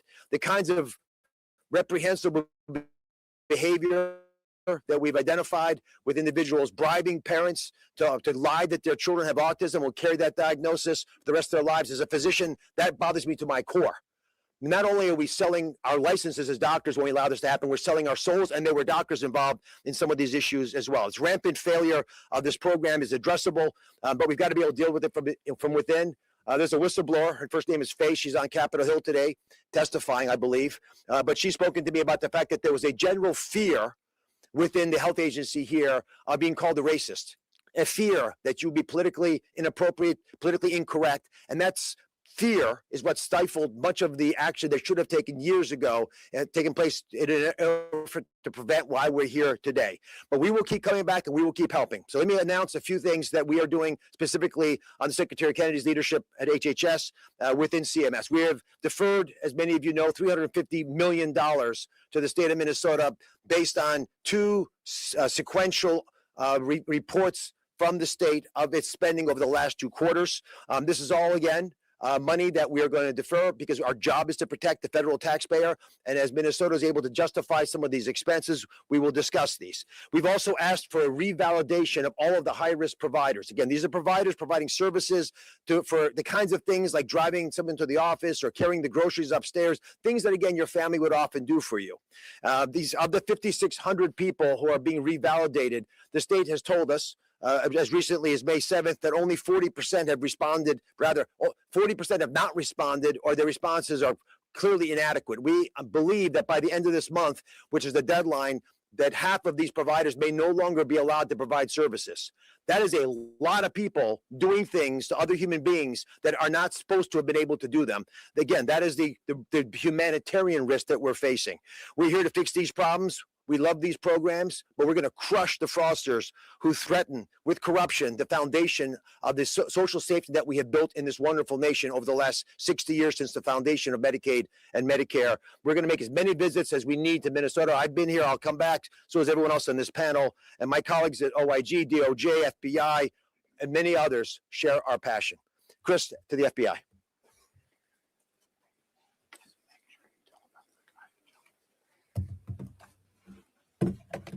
All right, thank you, Administrator Oz, and thank you to the fine men and women behind me who made this day possible. I also want to specifically thank Acting Deputy Attorney General Colin McDonald. I want to thank Secretary Kennedy. I want to thank FTC Commissioner and his White House Task Force on Fraud, Commissioner Ferguson, obviously Administrator Oz, who you just heard from, and of course, none of this would be possible without U.S. Attorney Rosen. Before I begin my crux of my remarks, I need your help. On the screen, you will see a subject. Depicted on the screen here of an individual who was a target of the investigation this morning. That individual is currently on the run after having jumped out of a fourth-story balcony. I want you to get a good look at him right now. You'll see him. You'll see him running here. He is currently on the run. We need your help. If you recognize this individual, if you know this individual, if you can provide any information related to this related to this individual, I would encourage you to call 1-800-CALL-FBI, CALL-FBI, or go to the internet at www.tips.fbi.gov or call your local law enforcement. Obviously, this morning, our partners have gone into a lot of the details of today's charges, so I'll try not to repeat what was already said. What I would like to do, however, is speak briefly about the FBI's work in this particular fraud space. The Bureau, as you know, is one of the primary agencies responsible for investigating and rooting out healthcare fraud, with jurisdiction over both federal health insurance programs and private insurance plans. At any given time, we're running roughly 3,300 investigations related to healthcare fraud across the country. And unlike some of our work in, say, the violent crime space or the national security space, this work doesn't always get the same amount of attention or national headlines as some of those other threats we work. But let me be clear. This work is just as crucial, just as important, because healthcare fraud is not a victimless crime. It targets our most vulnerable population demographic. It costs our country hundreds of billions of dollars each year, as you heard from the folks behind me. And that drives up the cost of healthcare for everyone sitting in this room. It's not lost on me, and it should not be lost on any of you or anybody in the public, that every single dollar stolen through these schemes is a dollar that came from the pocket of hardworking American taxpayers. And each of those dollars were meant to help somebody in true need, not to line the pockets of shameless crooks filing false claims. Unfortunately, too often here in Minnesota lately, fraudsters have turned government programs into their own personal ATMs. What is even more troubling is these programs are meant to help our most vulnerable population demographic, the sick, the elderly, the disabled, and the unprivileged. That's why, starting last December, the FBI has surged personnel and resources here in Minneapolis, and across the country for that matter, to help in these efforts. These charges we're announcing today are a direct result of those efforts. These cases are often complex and take a lot of time and effort to investigate. Simply stated, they can take years to come to fruition. Fortunately, at the FBI, we have dedicated teams working healthcare fraud in each of our 56 field offices, not just Minneapolis. We've also got specialized teams of agents, intelligence analysts, data scientists, and forensic accountants that we deploy to support these cases, just like we deployed here in Minneapolis. So I want to personally thank our hardworking team here in Minneapolis under the leadership of SAC Chris Dotson, our financial crimes team at headquarters, and all the FBI personnel who've been part of our work here to get the results for the American people. I told you I wasn't going to repeat what was said earlier, but I'm going to repeat this because I think this is important. The speed, precision, and effort that the folks behind me and their collective agencies have shown in the last several months is truly unprecedented. In my years in the FBI, I've never seen a healthcare fraud case of this breadth, depth, and scale come to fruition so quickly. It's historic. And everyone who worked this case should be extremely proud of what you accomplished in a very short amount of time. The next step, as the acting Deputy Attorney General said, is we're going to normalize that speed for cases in the future. Obviously, none of this is possible without our partner agencies represented here today, behind me, and so many others who couldn't be here today. These fraud investigations truly are a team effort, and thanks to our teamwork, these criminals will now face justice. As I close, I want to send a message to anyone still defrauding the good citizens of Minneapolis, the good citizens of the state of Minnesota, and the good citizens of the United States of America. No matter how many shell companies you have, no matter how clever or how brazen your schemes are, if you steal money from taxpayers and people in need, the FBI and our partners will pursue you relentlessly. We will find you and ensure you feel the power of American justice. Thank you. We'll take a few questions. Yes, sir. Ernesto with the New York Times. I'd like to ask for your assessment of the way immigration agents conducted themselves here earlier this year. I'm not going to talk about that. Any other questions? Yes, sir. News Nation. These prosecutions are vital, and it started here, and going back to 2022 when the prosecution started. So they're vital. The question I have is, what's the plan to go after the leadership that enabled this? There were whistleblowers going back to 2019 who said their careers were ruined. There were state employees here who raised this, and the administration's known about it, the government here, and have enabled it. So what's the plan to go after them? Yeah, it's a very important question. The answer that I would give you is that the Department of Justice and our partners here on this stage, we are intent on building a fraud fighting apparatus that's capable of reaching the full spectrum of fraud that we see wherever it is, and that there's no fraud that's too big for this team to solve. And we are intent in going wherever the facts require us to go and charge whoever we need to charge for those who are within the chain of criminal culpability. Anyone within the chain of criminal culpability, we are interested in finding you and prosecuting you. Those outside of the chain of criminal culpability, we are not. But it takes investigation, takes hard work, takes the agents and prosecutors working together to find the exact boundaries of those within the chain of criminal culpability, and that's what's underway. But just a tiny follow-up. Is it your view that those who enabled this are part of this criminal enterprise? I would hate to get ahead of any facts, of any investigatory findings. As I mentioned before, we are intent in uncovering and unmasking anyone involved in these schemes, including obstructing investigations into these schemes. That is our focus in this effort. Yes, sir. You mentioned a new Medicaid fraud task force to be created here in Minneapolis. Can you explain what that entails and how it'll function and what will be different than what currently exists? Yeah, so we're doing two things. One is we are adding strike force prosecutors to our Midwest healthcare strike force team.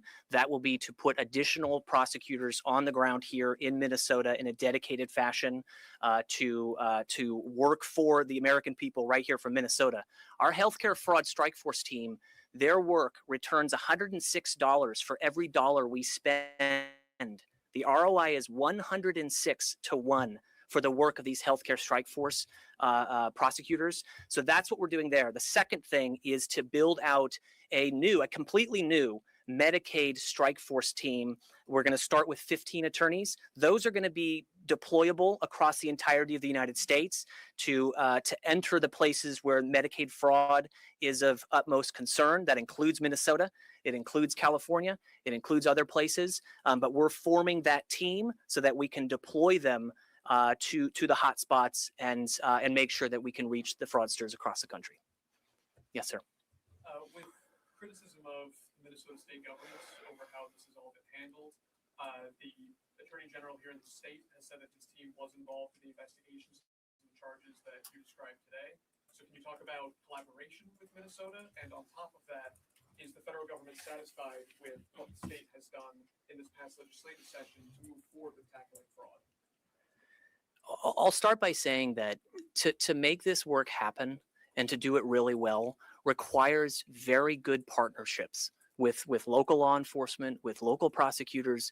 That's what will really solve this national problem, is people setting aside ego and agenda and deciding, you know what, we're actually going to do the right thing. That's what is going to be required across the country for this to work.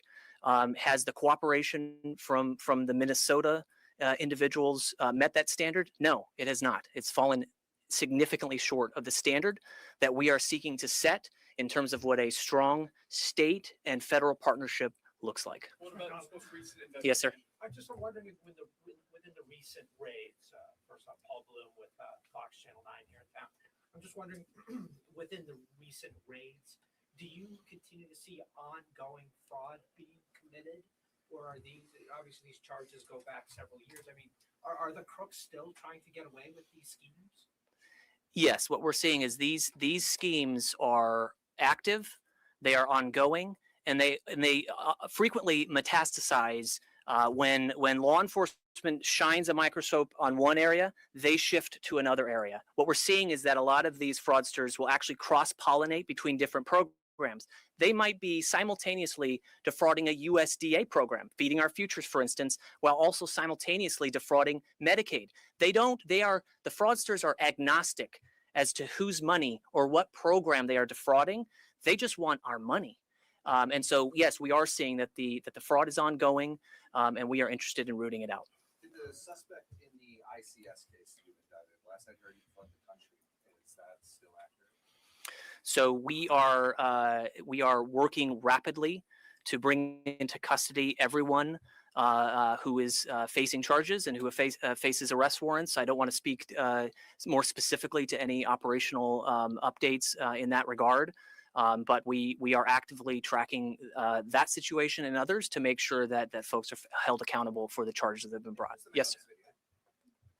The man in this video, he is a charged defendant named Mohammed Omar. Mohammed Omar is the man in this video. He is charged, one of the 15 defendants charged in the fraud cases that we have brought today. And I would encourage the public to help turn this man in to face justice for the fraud that he has perpetrated, and now to face the additional charges for seeking to flee from law enforcement and seeking to obstruct justice by virtue of his conduct today.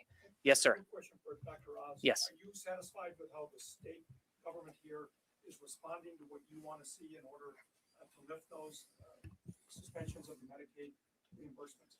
Not yet. If they had satisfied our needs, we would have released the money. So we're still waiting for the state to go through the multiple documents that were initially sent to us as part of our review of the last quarter of last year and the fiscal, it's a fiscal year. So last quarter of last year and the first quarter of this year, to identify the many areas where there's variability. Again, what we look for very specifically, and you would do the same thing. If your normal bill is $100 and then all of a sudden it's $500, someone needs to ask what happened. Sometimes there's a reason for that. But as Secretary Kennedy pointed out, and this, again, it's an all-of-government approach. So we have Treasury also helping us looking at numbers. We have OIG and DOJ giving us support. Jake Foster is here, who runs the health group there. They do a lot of heavy lifting together with our CPI unit that Kim Brandt behind me runs, to make sure that we're actually looking for all the variability. But we are able to identify enough concerns that it's caused us to defer $350 million to Minnesota. And as you know, we deferred last week with the announcement with the White House Anti-Fraud Task Force with Vice President Vance, that we are also deferring $1.34 billion to the state of California for the exact same kinds of problems with the documents that we're seeing. Is it a lack of cooperation here, or are they just slow rolling? You know, I'm a heart surgeon. When you go out and talk to the family, the motivation is nice to hear, but you want the result. Is the patient alive? Is the bleeding stopped? We need actual numbers and factual written responses to the many areas that we've pointed to as evidence that these documents are not satisfactory. Again, our job is to make sure that your tax dollars and the tax dollars of other Americans coming to the federal government are appropriately spent.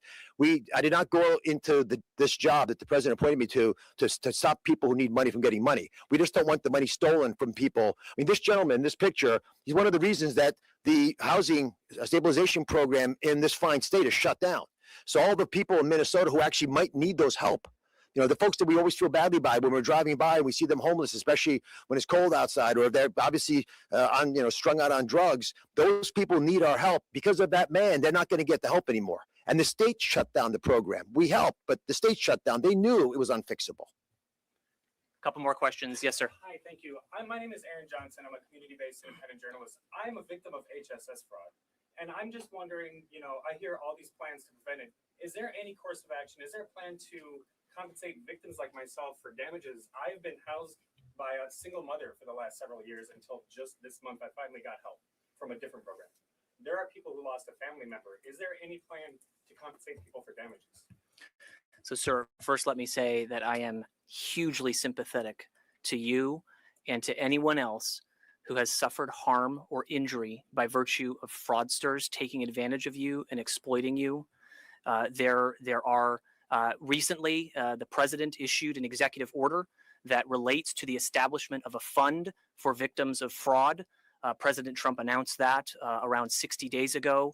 And we are actively engaged in the development of a whistleblower program that will allow people to come forward to report fraud and to ensure that people both have their voices heard when they have been damaged by fraudulent conduct, and also have a chance to see some of the money that has been stolen from them be recovered. That is a focus of President Trump's administration and a tasking that he has given to the Anti-Fraud Task Force to consummate and seek to implement.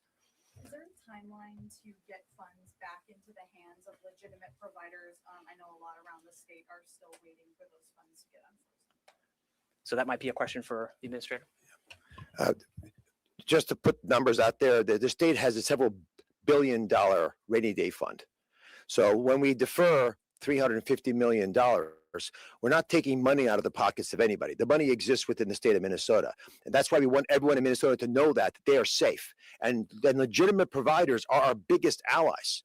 The people that we call to find out where the problems are folks who are actually working in these businesses who see the fraud, and they went into these jobs because they love these people and they love these professions, and they're not allowed to compete because fraudsters who have no cost of goods sold make a lot of money and they scale up quickly and they take over like pariahs the entire system. So our biggest allies are part of the community that we want to keep supporting. It is our hope that the state of Minnesota is able to reply to the questions that we have asked. It was $250 million in the first deferment. It was $100 million in second deferment. So there tends to be a trend. We'll see if it continues. Is when we get the responses that the federal government needs and requires, and you would desire if us to do if you're taxpayers, which hopefully most of you are, then you'd agree with us. That's the right time to let the money go. I am very sorry that you were caught up in this, but this is an important story that you're sharing. When we didn't talk about it in much detail, but there was a man who passed away, and as was discussed by Colin, there were bills sent to the government for monitoring a dead person. I mean, I thought I'd heard it all because we're selling insurance policies through brokers to dead people, and I've quite a few times, unfortunately. I've never heard of us being billed for someone who died who was supposed to be monitored. But that's how egregious this has become. Yes, ma'am.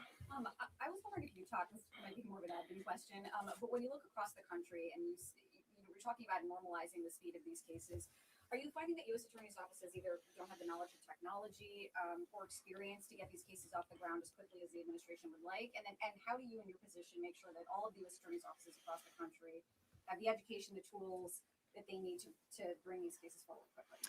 The U.S. Attorney's offices are proving that they are the best that America has to offer when it comes to prosecutors and capabilities to bring investigations, to move them forward rapidly.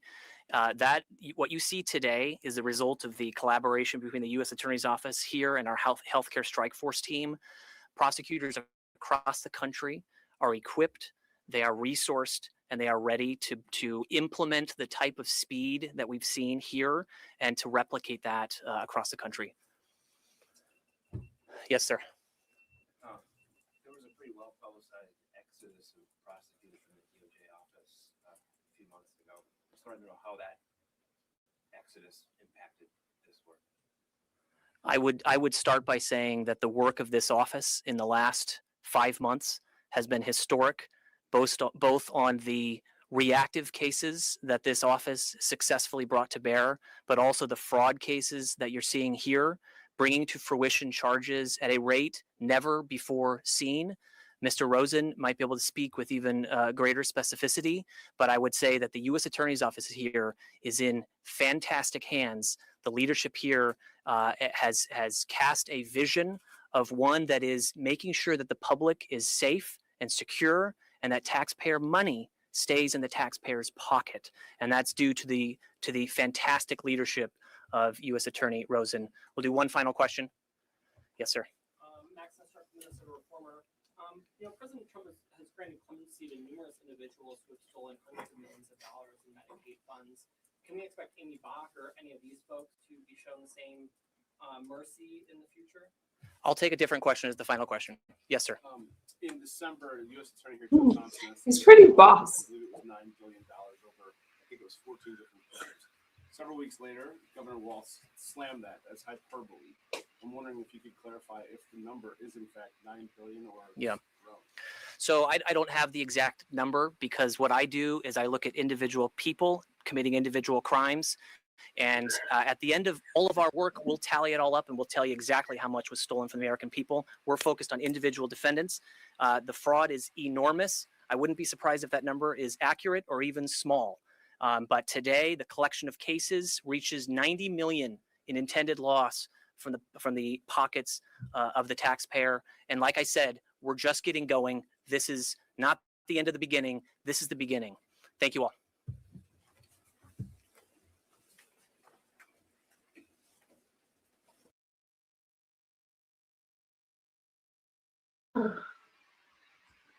That was well done. Okay, you guys.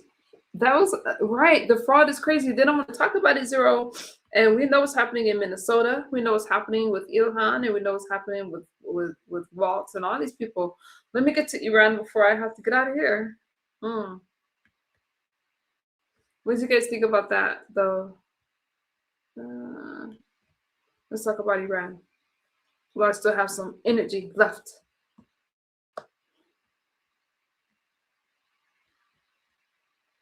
There you go.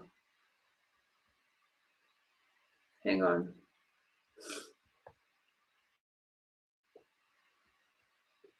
President Trump is dismissing reports that It's Iran Trump. is insisting on keeping its Everybody's enriched uranium favorite. as part of any peace deal. The president saying the U.S. will not allow that to happen. This comes amid additional hints from the president that military action update. could be coming and coming soon. Senior White House correspondent Jackie Heinrich has details tonight live Me from the too, North Zero. Lawn. Good evening, Jackie. Good evening, Brett. President Trump said this week he was willing to wait a couple of days for Iran to respond to the latest U.S. proposal, and we are quickly approaching the end of that window with no clues as to his next move. We're going to either make sure they don't have a nuclear weapon, or we're going to have to do something very drastic. President Trump appears to be in the same place as yesterday, Right on the borderline, believe me. waiting for Iran to produce reason enough not to resume the military campaign as regime leaders refuse U.S. terms. The back and Good morning, forth even Jerome disrupting the friend. president's invitation to his son Don Jr.'s wedding this weekend in the Bahamas. He'd like me to go. I'm going to try and make it. I'm in the midst. I said, you know, this is not good timing for me. I have a thing called Iran. Secretary of State Marco Rubio says there's movement, There's some good signs, but we understand. I don't want to be overly optimistic as well. but the military option is very much on the table. Trump undeterred by domestic pressures, despite gas prices hovering above $4 a gallon ahead of Memorial Day weekend. They will all agree that we cannot let Iran have a nuclear weapon. You will have a nuclear war in the Middle East, and that war will come here. Pakistani mediators making another diplomatic push. Its army chief expected in Tehran Thursday, according to state media, as disagreements remain over the Strait of Hormuz We want it open. We want it free. We don't want tolls. and Iran's uranium stockpile. We will get it. We'll probably destroy it after we get it, but we're not going to let them have it. Meantime, the administration finding other ways to bring down costs, easing Biden-era EPA rules, phasing out certain refrigerants. The White House says it'll save Americans $2.4 billion. Thanks to today's reforms, the American people have lower grocery prices, cheaper transportation of goods, lower costs of air conditioning, at no detriment at all to our country. President Trump continues to promise gas costs will fall sharply when the war ends. That'll end soon, very soon. Also tonight, President Trump just announced the U.S. will be sending what he called 5,000 additional troops to Poland, citing his relationship with that country's president. It comes just days after the Pentagon abruptly called off the deployment of 4,000 troops, despite some of their equipment already being sent there, citing plans to reduce the brigade combat teams across Europe. The vice president fielded a lot of questions about this on Monday with Polish officials, NATO allies, and some Republican lawmakers. Expressing concern, being unnerved, calling Poland a model ally with their high defense spending. It is not clear if tonight's announcement means the deployment that was delayed is now back in motion, or if there is a new batch of 5,000 troops that will be heading to Poland, Brett. Yeah, full brigade. Okay, Jackie Heinrich live on the North Lawn. Welcome back. President Trump offering Iran enough time to make a deal as he continues to warn a new wave of potential attacks against Tehran are at the ready. Foreign correspondent Jeff Paul joining us live from Dubai today. Hey, Jeff. Hey, Bill. Well, yeah, the entire Gulf right now is patiently waiting to see what happens next, especially when you consider the fact that many of the leaders in this very region pushed President Trump to allow for more time for negotiations to continue. Well, President Trump says that's exactly what is happening, but he also responded to some new reports that Iran's supreme leader wants to hold on to the country's highly enriched uranium. No, we get the highly enriched. We will get it. We don't need it. We don't want it. We'll probably destroy it after we get it, but we're not going to let them have it. Okay? Now, despite any major breakthroughs in the talks, negotiations appear to be moving in a constructive direction. Pakistan's interior minister was just in Tehran yesterday, and the country's army chief could be headed there next. President Trump has insisted while he's allowing for more time, if they don't get the right answers, U.S. forces are standing by and ready to go. Iran, meanwhile, is reviewing the newest peace proposal. The country's foreign minister, Abbas Araghchi, says they're ready to negotiate, or if it comes to it, return to fighting. Should it become necessary, should the interests of the state dictate that we prepare ourselves in the field of diplomacy, of discussion, of negotiation, then we will prepare ourselves, but with strength, the same strength with which the armed forces prepare themselves in defense of the country. Iran is also releasing new lines of control for the Strait of Hormuz as it continues to claim ownership over the critical shipping route. It shows large lines around the strait from its own shores, stretching all the way to the shores and to the ports of the United Arab Emirates. Meanwhile, the UAE isn't taking any chances for the future. They are in the middle of building a new pipeline that goes around the Strait of Hormuz, and it's said to be 50% complete. Bill? All right, Jeff Paul live in Dubai for us this afternoon. Jeff, thank you. Sandra? Okay. Let's bring in retired four-star General Joseph Votel, former CENTCOM commander, now Middle East Institute distinguished senior fellow. General, it's great to have you on the show. I want to put the headlines up on the screen. These are from three outlets, not exactly, fan favorites of the president and vice versa. The New York Times, U.S. intel shows Iran retains substantial missile capabilities. The Washington Post, U.S. intel says Iran can outlast Trump's Hormuz blockade for months. And then NBC writes, Iran is accelerating efforts to dig out missiles and munitions. Are you concerned about the possible modicum of truth in there about them with the drones and the ballistic missiles kind of resurgence? Thanks, Trace. It's good to be with you. Yeah, I think I am concerned. I think everybody should be concerned about Iran and what their intentions are with this. And well, I think it's very clear that that United States Central Command did a significant damage to Iran's military capabilities. There are likely some residual capabilities that weren't struck, that were stockpiled in other places, and those are being used now, I think, to reconstitute some of their capability. I wonder if you think that maybe the next step should be kind of going back with some kinetic activity or should it just kind of we prolong this diplomacy stage? Thanks. Well, I think the way I kind of look at this, I think what we have to be able to do is we have to be able to pull all of our levers of national power, and that includes using military power.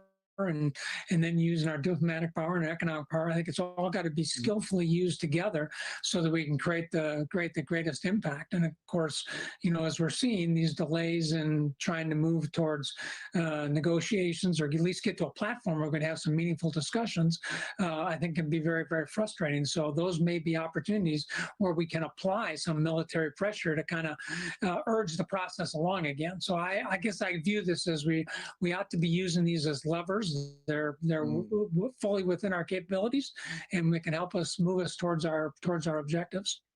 Yeah, you talk about the process and who is helping and not helping in the process. Today, before he left for Sweden, Secretary of State Marco Rubio was talking about NATO and the lack of help from NATO. He said this.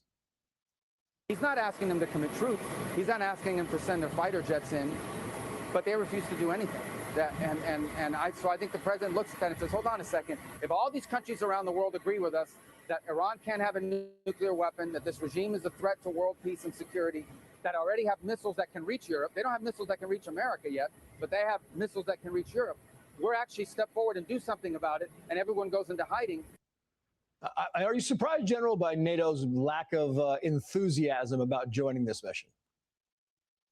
Well, you guys are making me laugh this morning. And largely a defensive alliance, so I'm not necessarily surprised that there was some reserve in terms of going towards this. But I think importantly, I think maybe to the Secretary's point here, I think there's been a recognition by at least certainly some of the European countries that are members of NATO that the challenge that we're facing right now in the Gulf is a global challenge, and so it does require a global response to this.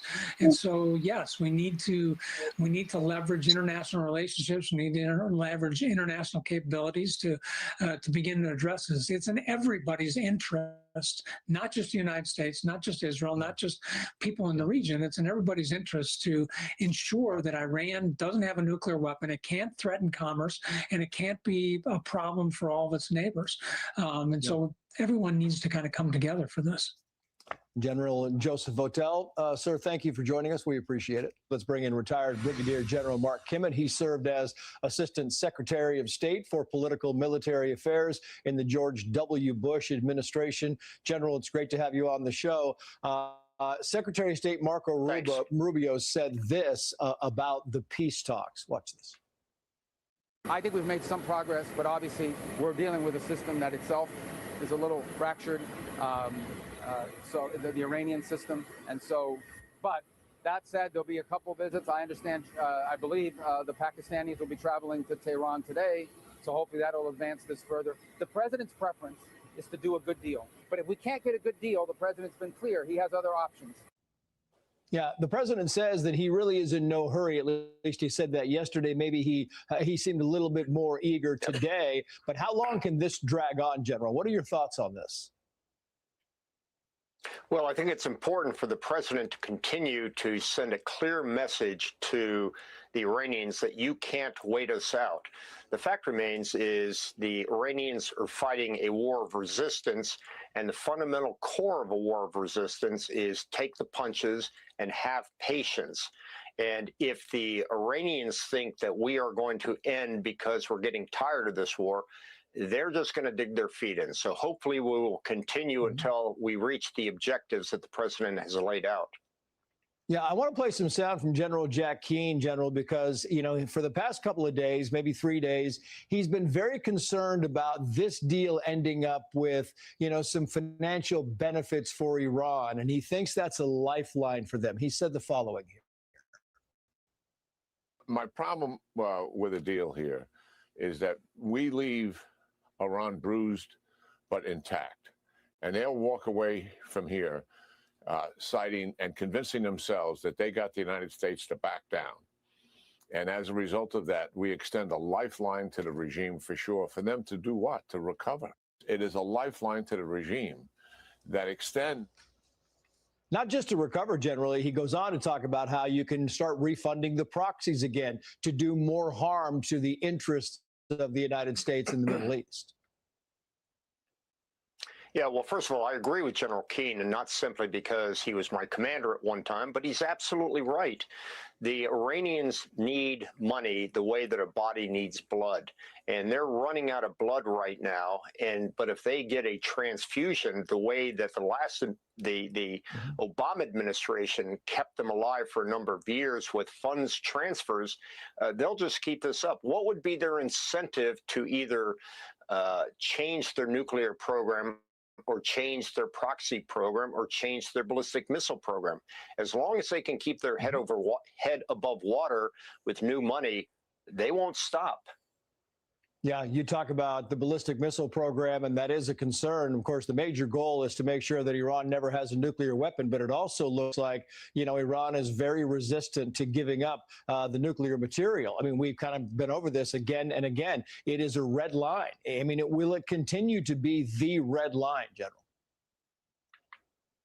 Well, I think two red lines. They're going to want to maintain control over the Strait of Hormuz. I think that's the easy thing to solve compared to the harder question about their desire to hang on to their enriched uranium. I mean, look at the deceit. The fact remains, for years and years, they have said we only want lower enriched uranium for research, medicine, and power. Thank you for the gifts. It's Now nice they're to have you. holding Thank you so much. out the I love flowers. enriched uranium as a prerequisite. And that enriched uranium has one use and one use only: to develop a nuclear weapon. So who's kidding who? Yeah, they are kidding us, that's for sure. General Kimmett, great to have you on the show. Thank you, sir. President Trump taking next steps and weighing what will come next in dealing with Iran, as his next move may be critical both abroad and at home. Retired Vice Admiral Mark Fox joins us in moments. But first, let's get to our White House correspondent, Aisha Hasni. She's got the latest from the White House for us. Hello, Aisha. Hi, Sandra. A pretty significant development today. The president knocking down reports out there that Iran's supreme leader is demanding that the enriched uranium in that country stay in that country as part of any sort of a nuclear agreement. That would have complicated these talks by a lot. It would have also ticked off Israel, which does not want to see that happen. But the president today pushing back on those reports and saying it is not true. Watch. Can they keep their highly enriched uranium? No, we get the highly enriched. We will get it. We don't need it. We don't want it. We'll probably destroy it after we get it, but we're not going to let them have it. We're not going to let them have it. That's what he says. Meantime, Pakistan's interior minister arrived in Tehran again yesterday to continue talks with the president of Iran. Axios is reporting that Qatar and other regional allies have been sort of going back and refining the peace proposal to bridge any remaining gaps between Tehran and Washington, really hammering out commitments from the Iranians on that nuclear program, and also working out how this administration might unfreeze Iranian funding in return. Meanwhile, Israel is pushing back on reports that Trump held a serious and dramatic phone call with the Prime Minister Benjamin Netanyahu this week, who'd rather continue strikes. President Trump says Netanyahu will do whatever he wants him to do. And new Fox polling out shows how Americans are feeling about this war. 60% oppose military action against Iran. That's slightly up from April, while 58% of respondents say the cost of living is now their top economic worry as of right now, as the average price of gas, Sandra, hits over $4 in every single state now across the country ahead of this Memorial Day holiday weekend. Yep, as Sandra? everybody fills up to make their road trips. Aisha, thank you very much. Got it. All right, Bill. Sandra, a whole lot to dive into on this topic. For that, we are going to bring in former Deputy CENTCOM Commander and retired Vice Admiral Mark Fox. Mark, great to see you today. Glad to be here. So we just heard Aisha Husni talking about it. Public support for this war is starting to wane little by little. Obviously, there's been a lot of whiplash recently. We're close to a deal, then we're not close to a deal. We're going to bomb them, then we're going to hold off. The president has said he's okay taking it slow here because the ceasefire is largely holding and it's saving lives. But in your opinion, how long should he let this negotiation process play out? Well, you know, the president has been remarkably patient in a very, very big decision here. He took a very politically unpopular stand to go ahead and set the objectives in this war against Iran, with the primary piece being that Iran not have the capability of having a nuclear weapon. That hasn't changed. And so that's a fundamental requirement, I think. I don't think the president's going to make a bad deal out of this thing. And so it's a good question. When do we go back into full-scale combat operations? I don't know. But I don't see any way that we can go forward with this regime and not have further combat operations. One of the president's biggest red lines, obviously, has been the fact that Iran cannot have a nuclear weapon. And to achieve that goal, he says they're not going to be allowed to keep their enriched uranium. He was asked about that this morning. Take a listen. We're negotiating, and we'll see. But either we're going to get it one way or the other. This is the nuclearization of a country that some people would say is somewhat crazy, and we cannot let Iran have a nuclear weapon. That's all it is. We can't let it. Mark, if Iran doesn't hand over its enriched uranium in some sort of a deal here, realistically, how does the U.S. get it? Well, number one, it could be at the very, very bottom of a big pile of rubble to begin with. And I think that would be the start of that process. I don't see any reasonable way to put people in there and bring it out by force. Maybe if the regime collapses, the next regime would choose to give it up. But that's an unknowable right now. I think the main thing, the Strait of Hormuz must be open for freedom of navigation, period, dot. And we should ensure that the steps that we take make that happen. So this is it's a very interesting situation. The president's being patient, and he's taken a politically unpopular stance before, and I think he's got a way ahead. I don't know what it is. This president is unconventional, he's unpredictable, he's unorthodox, but he's also the one who makes the final call. He's the backstop of this whole deal. Got about 30 seconds left here. Final question. In your opinion, who has benefited more from this ceasefire? There's these reports that Iran has been taking this time to rebuild their arsenals and dig out some of their missiles. Your final thoughts? I have no doubt that we have used this time well, both to refurbish and resupply our magazines, and also do some very, very deep and additional looks into the intelligence world. I would expect that if we go into another phase, that we'll be very well postured for that. All right, got to leave it there. Vice Admiral Mark Fox, great to see you, and thanks for your time today. You're welcome. Sandra? All right, Bill. Here to discuss is retired four-star general, Fox News senior strategic analyst, General Jack Keane. General, the administration is pushing back on what the Supreme Leader said. I don't know what that means, but essentially the Supreme Leader says the nuclear material stays. What are you hearing? Well, I don't think that makes any sense. I think what I've heard is likely transferred to a third party. And certainly the Iranians want to keep enrichment for civilian purposes used, quote unquote. You know, the 3.67% that was in the JCPOA, the Obama deal. I can't imagine that being acceptable to the administration, because you give them any capability to enrich uranium, they can expand that into weapons grade uranium at some point, which obviously is their intent. So there's a lot more to be seen here in terms of what a good deal looks like. But my problem with the deal here is that we leave Iran bruised but intact, and they'll walk away from here citing and convincing themselves that they got the United States to back down. And as a result of that, we extend a lifeline to the regime for sure, for them to do what? To recover. And in the deal, the unfrozen assets are about $100 billion. It's likely we're going to take some part of that and give that to them up front, and also reduce some of the sanctions. And certainly we're going to monitor their behavior. But nonetheless, it is a lifeline to the regime that extends them for years to come. The next administration is going to wind up having to deal with them. That's not where we started. Remember, we started to weaken this regime, to devastate and take away their capabilities to be a predator in the region, support the proxies for sure, and obviously not have any nuclear capability whatsoever, and reduce this ballistic missile program quite substantially. And the idea was to weaken the regime, and militarily and also economically, that at some point it's on a pathway to collapse. And we're going to leave that up to the Iranian people to assist them in doing just that.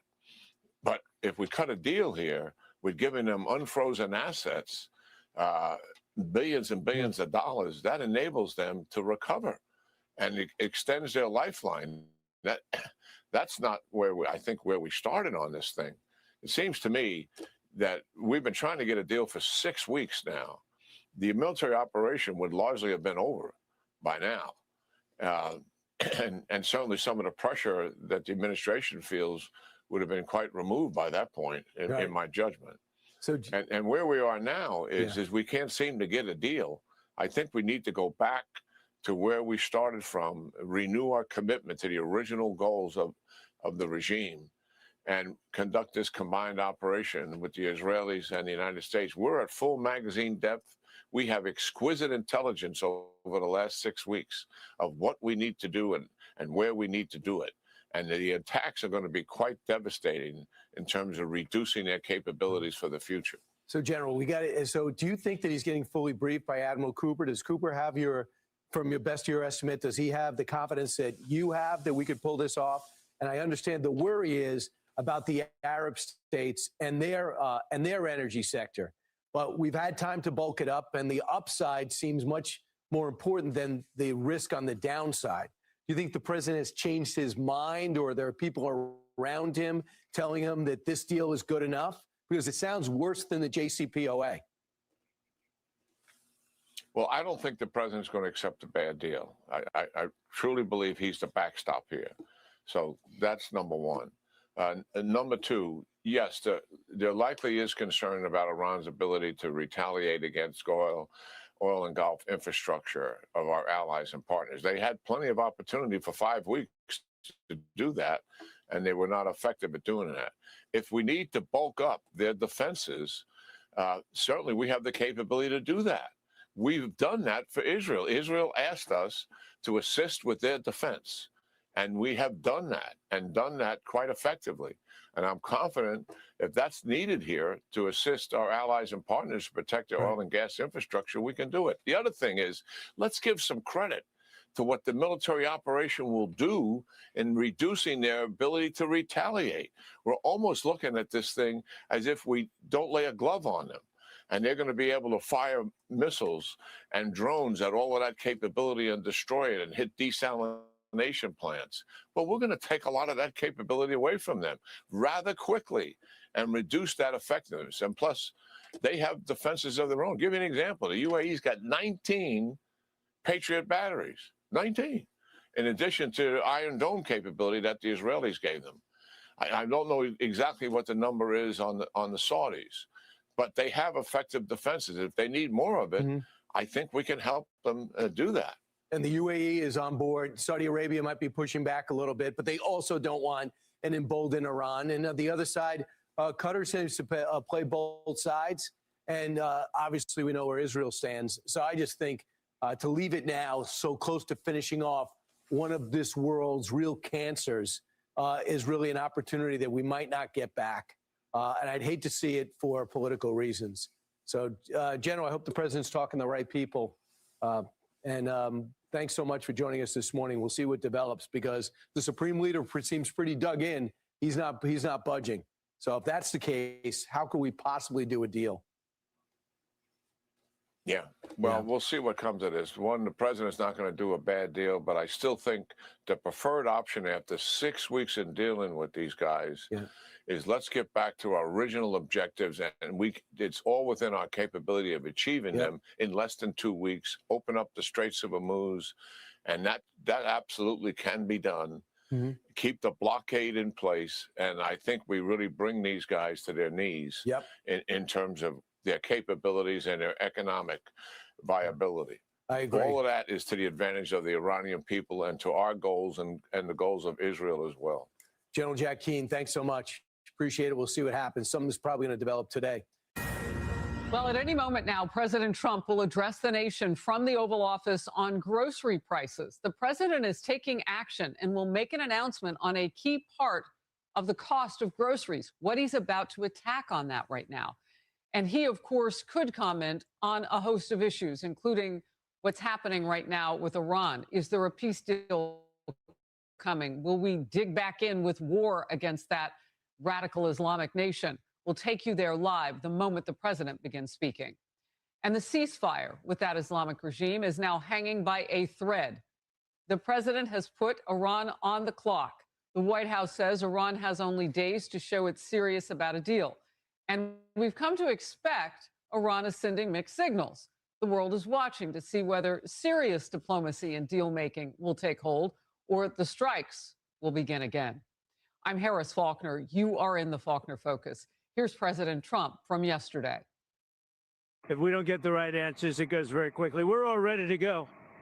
We have to get the right answers. It would have to be a complete 100% good answers. It could go very quickly. Or a few days. It could be a few days, but it could go very quickly. Iran is a defeated nation. Yeah, they also don't have like a singular column of leadership.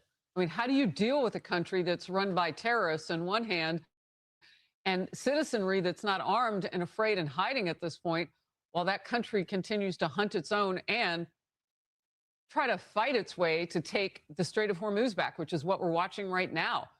Our U.S. blockade of Iranian ports continues, and it is really punishing that country. CENTCOM released this brand new video of Marines boarding an Iranian-flagged tanker. They searched it, ordered it to change course, and U.S. forces have redirected now 94 commercial vessels and disabled 4 others while enforcing the U.S. blockade.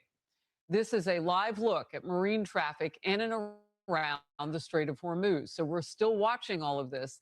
The ship icons that you see on this graphic show vessels moving through one of the most important energy transport lanes in the world. Not a lot of them, but they are there. Americans weighed in on the conflict. And check out this new Fox polling. It shows 65% of registered voters, all parties, say the U.S. is winning the war in Iran. Now, the bulk of them don't want us there necessarily, but if we're there, look at that number. Lieutenant General Keith Kellogg coming up in focus. We'll begin with Fox Business correspondent Ashley Webster in Tel Aviv. right on time for talking the money part of this as well. Ashley. Well, there's always a money angle. Harris, hello to you. I think at this hour, it's fair to say that shuttle diplomacy is in high gear. Tehran reportedly looking at the latest counter-peace proposal from Washington at this hour. But at the middle of all of this, we should mention is Pakistan. The country's interior minister in Tehran for the second time in less than a week to help mediate the talks. Also, Pakistan's army chief expected to join the discussions. Iranian state media claims the U.S. is offering sanctions relief. Apparently, that was news to President Trump, who says it's not true. Listen. No, I haven't heard that. I'm not doing any relief until they sign an agreement. When they sign an agreement, we didn't get that place built up again and have something that's really a good country for the people. But no, we haven't offered any. Well, the president says he could wait a few days to get the right answers, but is also willing to resume attacks on the country. Iran's foreign minister, meantime, says his country is prepared for any outcome. Listen. Should it become necessary, should the interest of the state dictate that we prepare ourselves in the field of diplomacy, of discussion, of negotiation, then we will prepare ourselves, but with strength, the same strength with which the armed forces prepare themselves in defense of the country. Meantime, tensions over the Strait of Hormuz are rising, with more than 1,500 ships and oil tankers still stranded. Iran, by the way, has released a map showing what it calls a controlled maritime zone. Tehran says it's committed to reopening the strait to friendly countries that abide by its terms, which will most likely include fees for just going through the strait. And Washington, by the way, reacting to that, saying it is simply unacceptable. Harris, back to you. Ashley Webster, thank you very much. In focus with me now, Lieutenant General Keith Kellogg, former special envoy to Ukraine and Russia and American Security Co-Chair for the America First Policy Institute. Good to see you. Look, it's 6 weeks of now this ceasefire, 83 days of war. So we've been in ceasefire for a little bit more than half the time we've been at war, and we don't have a deal yet. How long will we wait? And does it benefit us to wait much longer? Yeah, Harris, it's good to be with you. Look, I am actually stunned by the patience President Trump has had over this period of time. I mean, he's got it right. I mean, he's the only president of the last 8 presidents who's really got this thing right in trying to get Iran under control. And he's dealing with a bunch of thugs. When you look at people like Arachi, the supreme leader, what they're saying is just, it's not acceptable out there. You know, back months ago when I was on with Shannon Bream, I said, you know, what you need to do, you don't need a ground invasion of Iran, because that's such a large country, it's too hard to do that. But you can actually take strategic key targets that you want to, like, and I've been a big advocate of Kharg Island or Rock Island as well, take those, open up the straits that way, and you control their economy. I mean, basically 90% of their economy comes from Kharg Island. Well, then you just put your foot on their throat. I know it sounds hard over, but the fact of the matter is, accept some risk. It is a war, and you should accept some risk to do that and put key troops in key positions to do so. I mean, the president's patience has just been enormous. That is, just let this thing go. But they're, you know, I don't trust the Iranians. They're going to delay. That's what Arachi's talking about. He wrote the book on Iranian negotiations. He was part of the original Iranian nuclear deal. I don't trust him at all. I don't trust the supreme leader at all.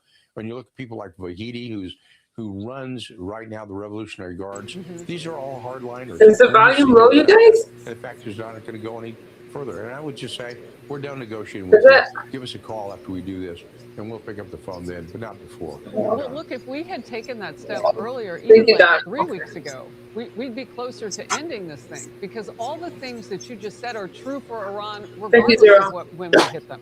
Like, that they're not going to have any income anyway. Okay. So, I mean, we want peace. Everybody wants peace. That's the end goal, except for Iran.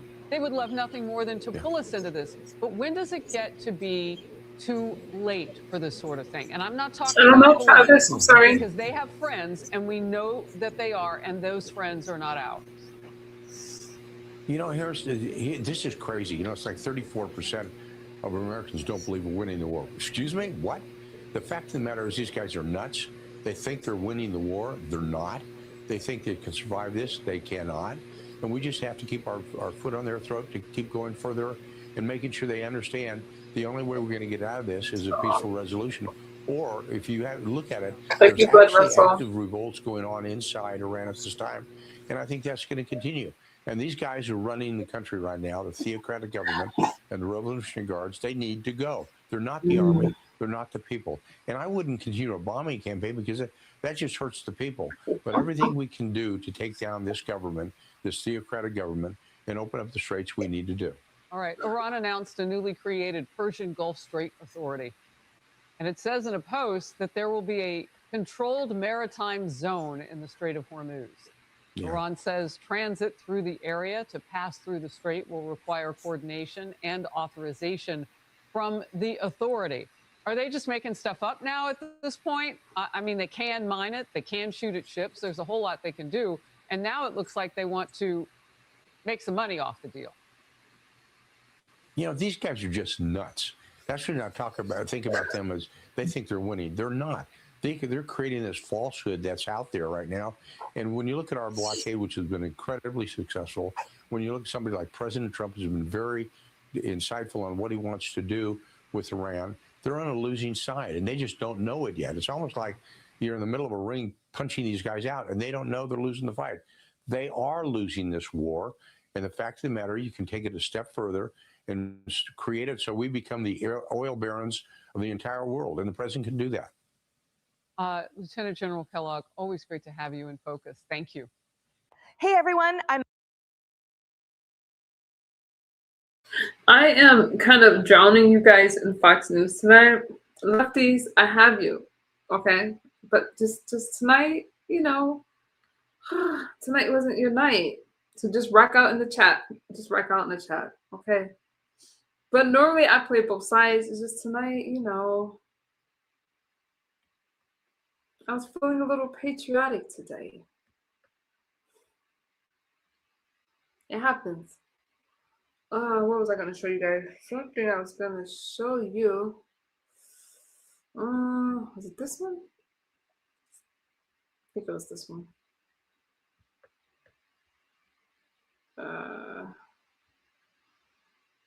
Yeah.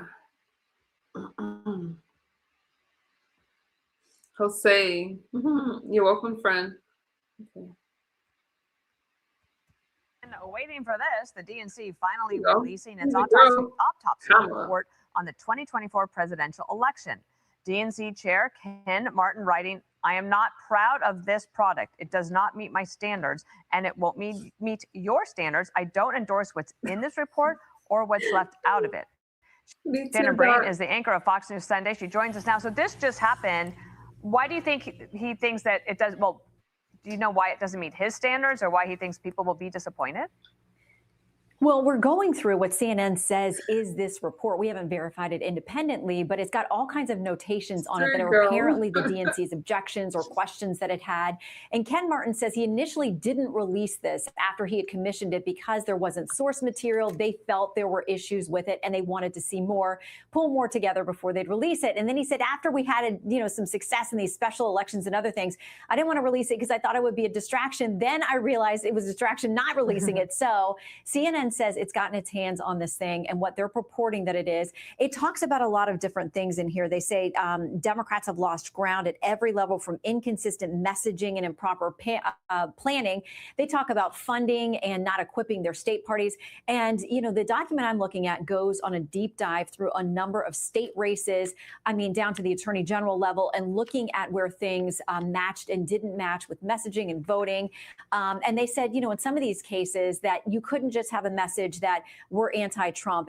We hate President Trump or he's not good for us. He's not good for the country. You have to have your own independent messaging. So it's nearly 200 pages. We're starting to dig through it and would like to independently verify it ourselves as well. There's going to be a lot of reaction. David Axelrod's already out there. He called this a needless waste of time, given the current challenges Democrats face. I think Ken Martin kind of put his finger on it.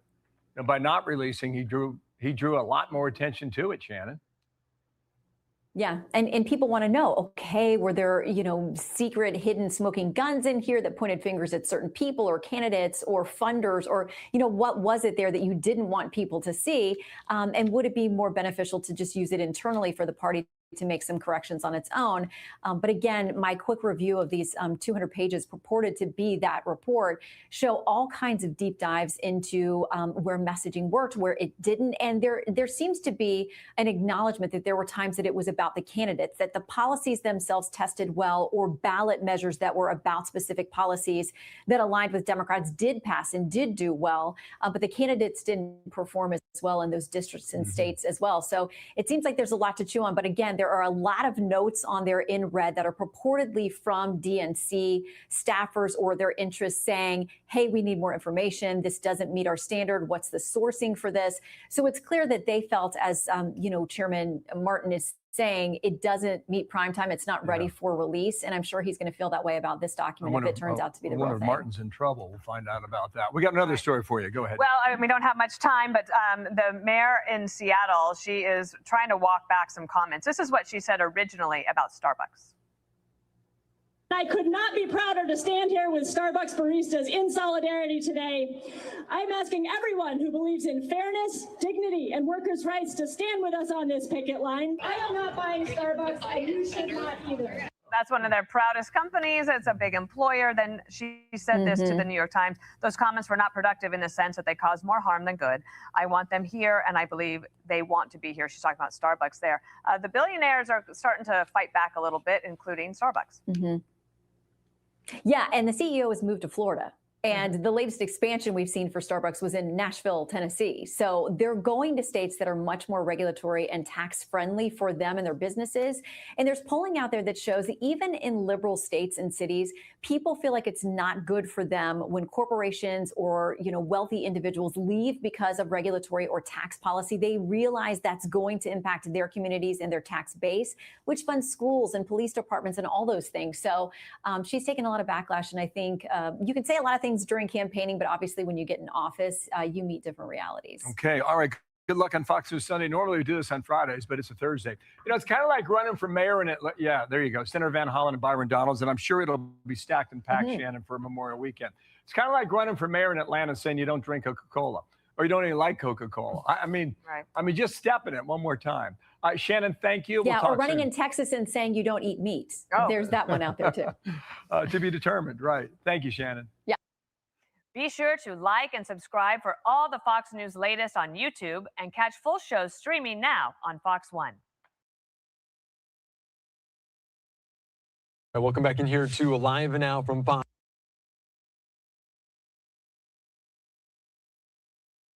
I'll have to show that clip tomorrow because that's actually a good video on fraud.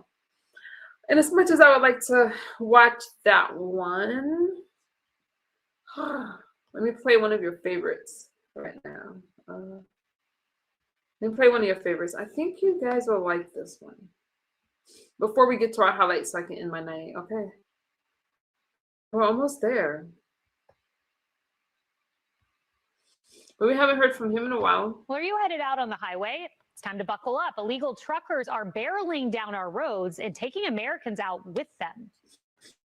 Now in California, Manveer Singh, a Biden-era illegal from India, barreled his big rig into 3 cars, killing 2 people, and then he fled the scene. Cops caught up with him, and he is now behind bars. But this isn't new. Last year, an Indian trucker with the same last name pulled an illegal U-turn with his 18-wheeler, killing a family of 3. A jaw-dropping video of Harjinder Singh's illegal U-turn in Florida, killing 3, has exploded online, sparking debates over immigration, licensing, and public safety with just one short clip. The 28-year-old, an immigrant from India, now facing vehicular homicide charges.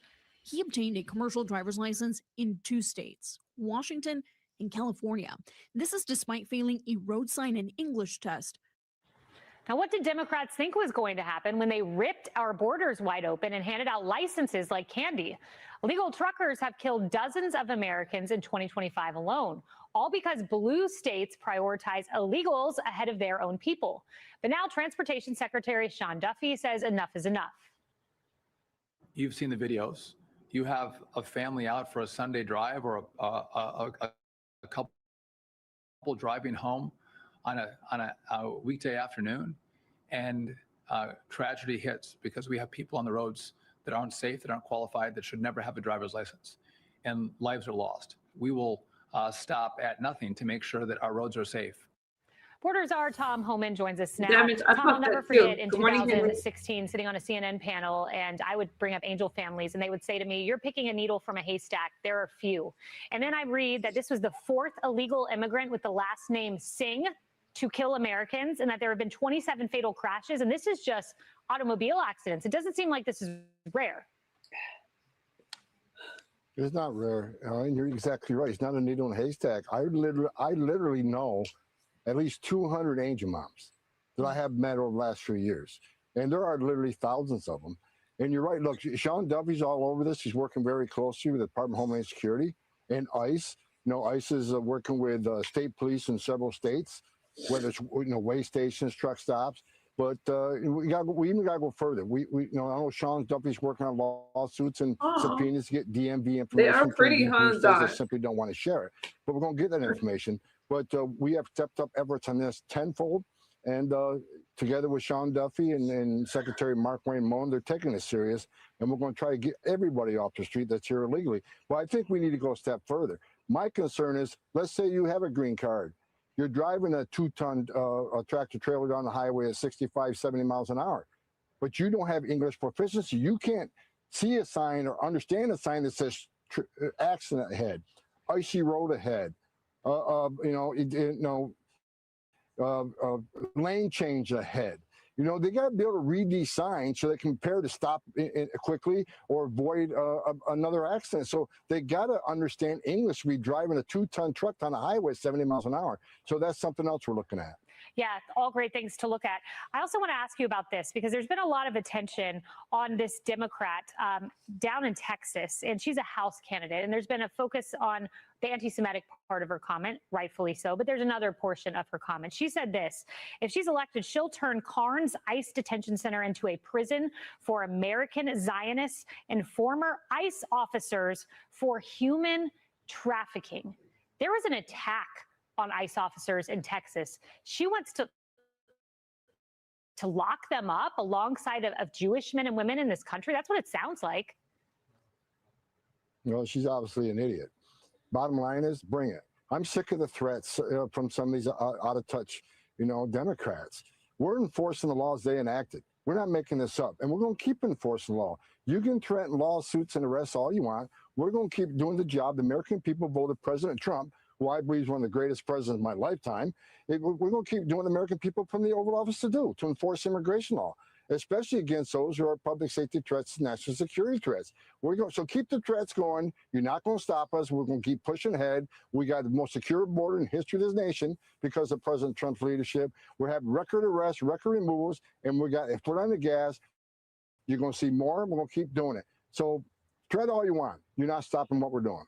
Yeah, and she claims her comments were not about Jewish men and women. She claims they were about Zionists. Regardless, it sounds a lot like she wants to lock up our ICE officers who are absolutely heroes in this country. Tom Homan, thank you so much for all you're doing across the country. Thank you to our ICE men and women. Have a great holiday weekend.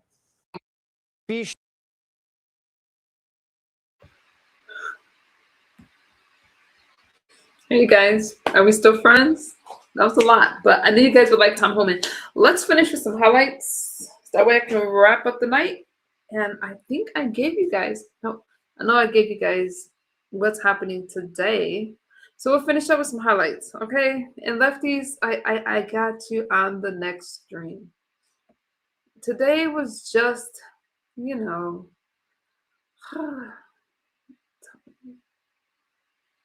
was it? I think I have you on the highlights.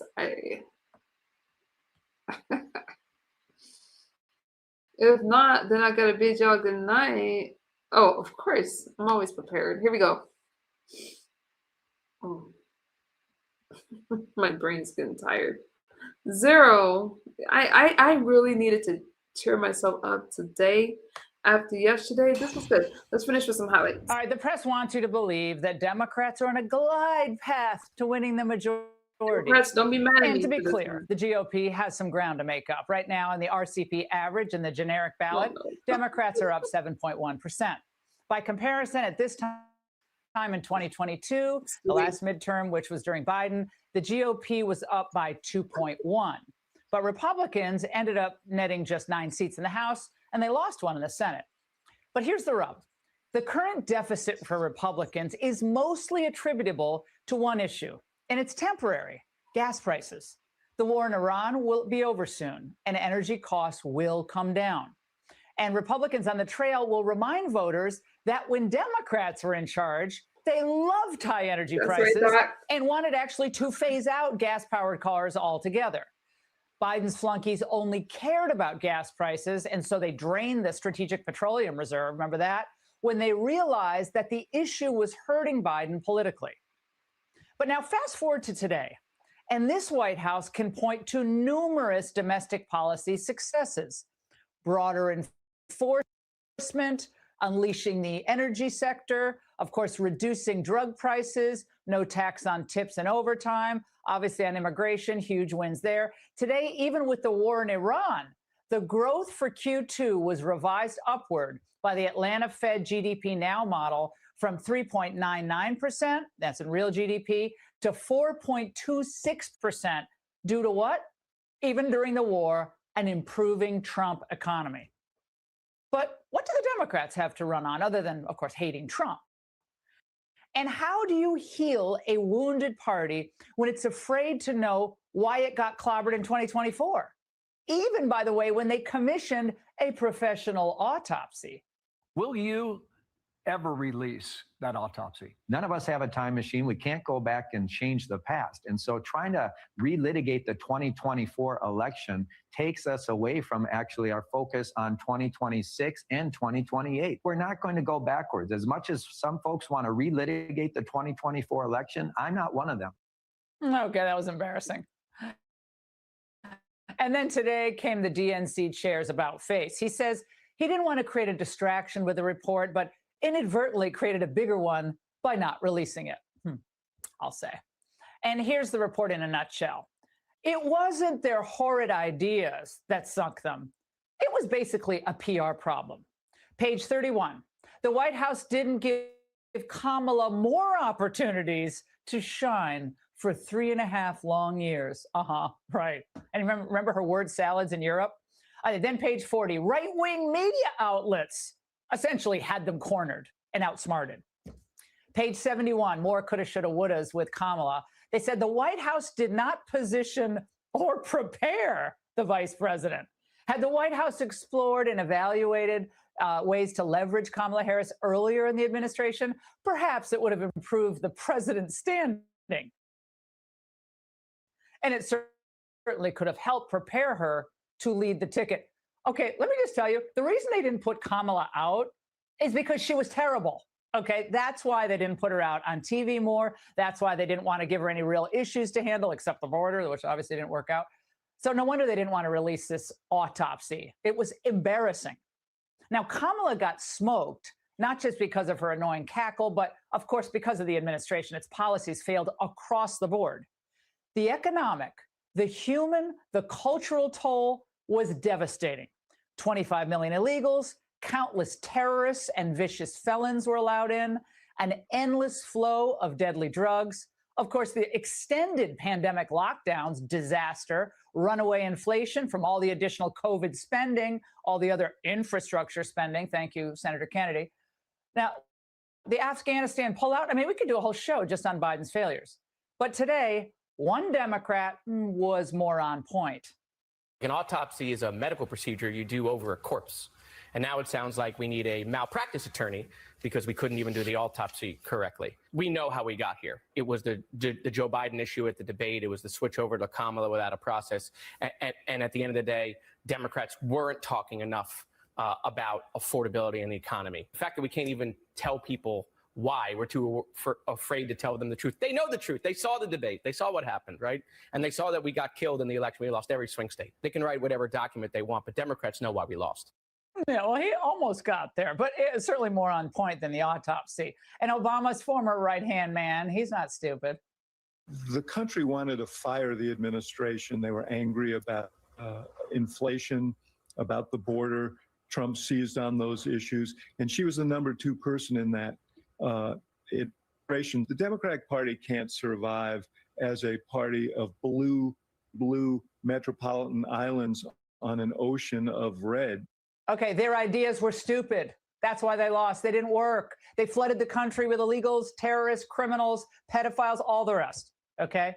But the squad and the hardcore activists, the ones who show up in the streets, the agitators, they haven't learned a thing.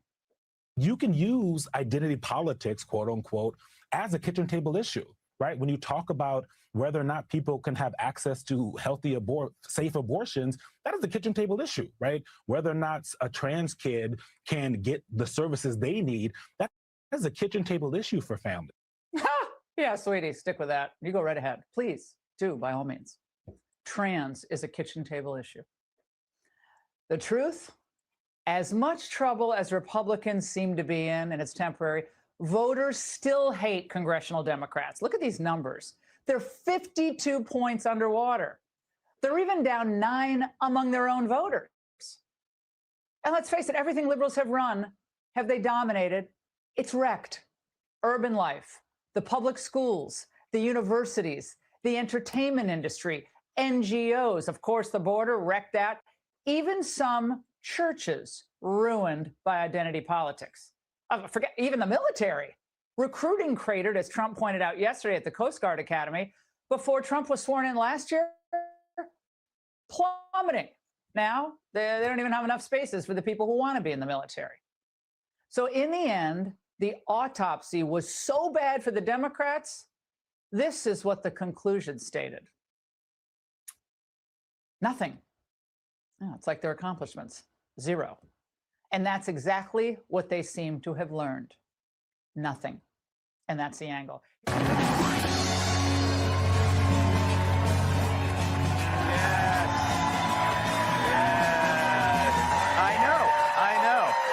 I know.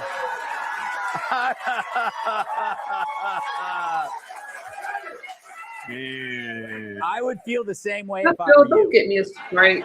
Oh, man. Good evening, everyone. Well, the Trump administration has created a $1.7 billion fund to compensate victims of the Biden White House. But so far, the only plaintiffs are 300 Somalians from Minnesota. The granddaughter of Italian dictator Benito Mussolini won Italy's version of Celebrity Big Brother.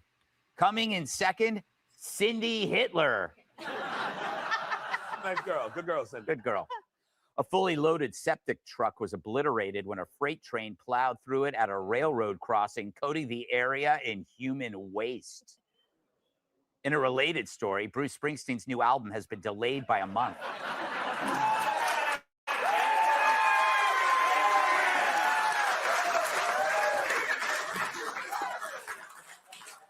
Oh, boy.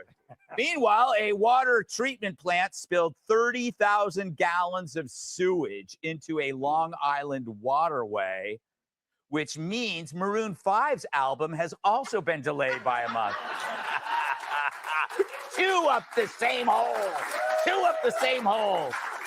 2 birds, 1 stone. A cult leader has been indicted on charges for controlling followers through fear, forced labor, and sex. He now faces 3 counts of impersonating a wife.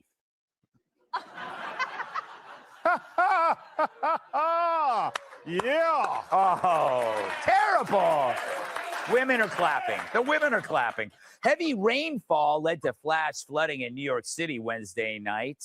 To keep from getting washed away, Mayor Mamdani urged New Yorkers to lash themselves to Joy Behar.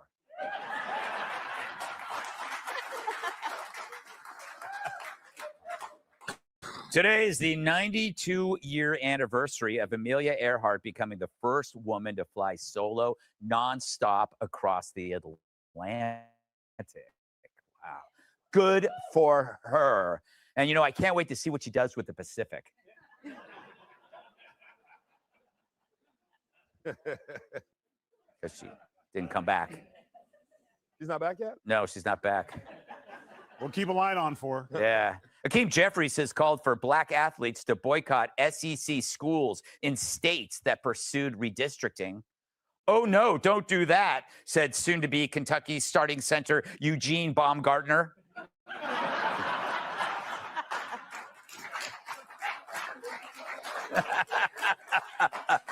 He's a scorer.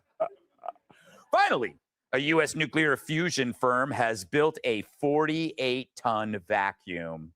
And it's so powerful, it can get all the hair off Rashida Tlaib's couch.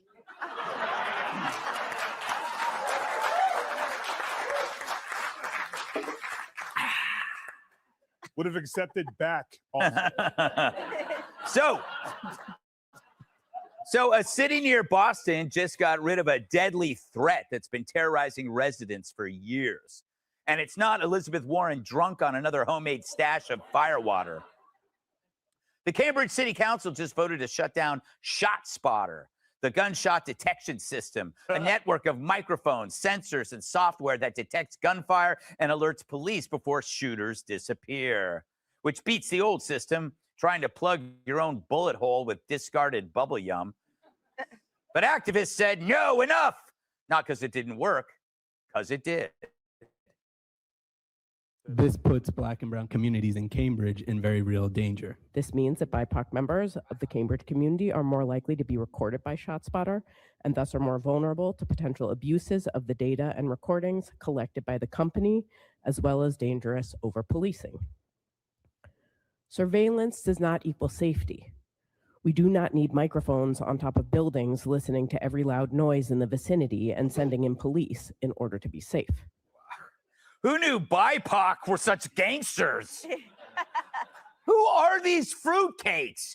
Who put these laid-off carnival workers in charge? The danger these idiots lecture us about isn't the ones outside their home. The bullets, the guns, the criminals, they harm the same communities these claim to protect. Luckily for these morons, a bullet to the head won't make them any dumber. But did you voice your anger?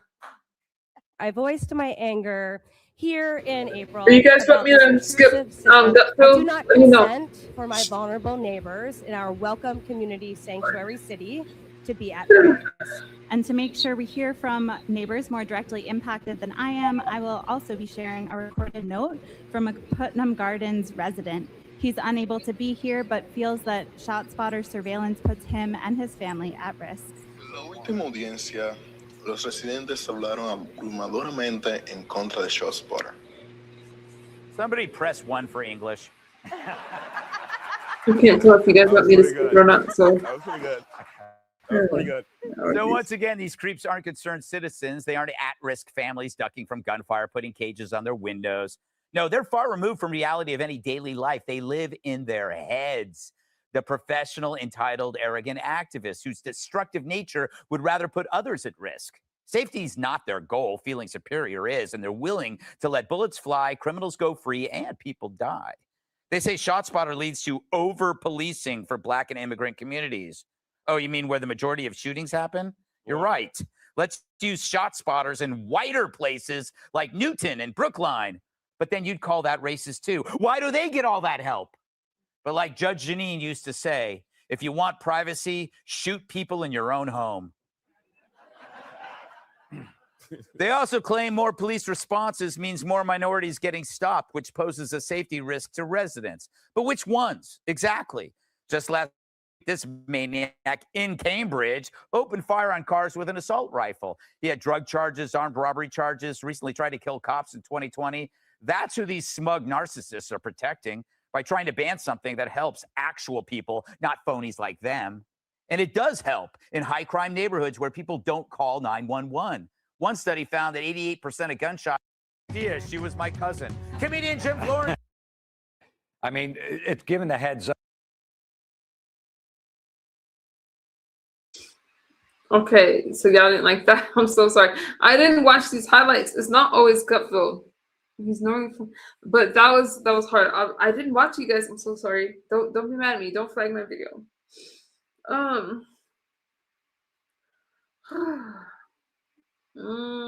Okay, give me a second. I hate. Hang on.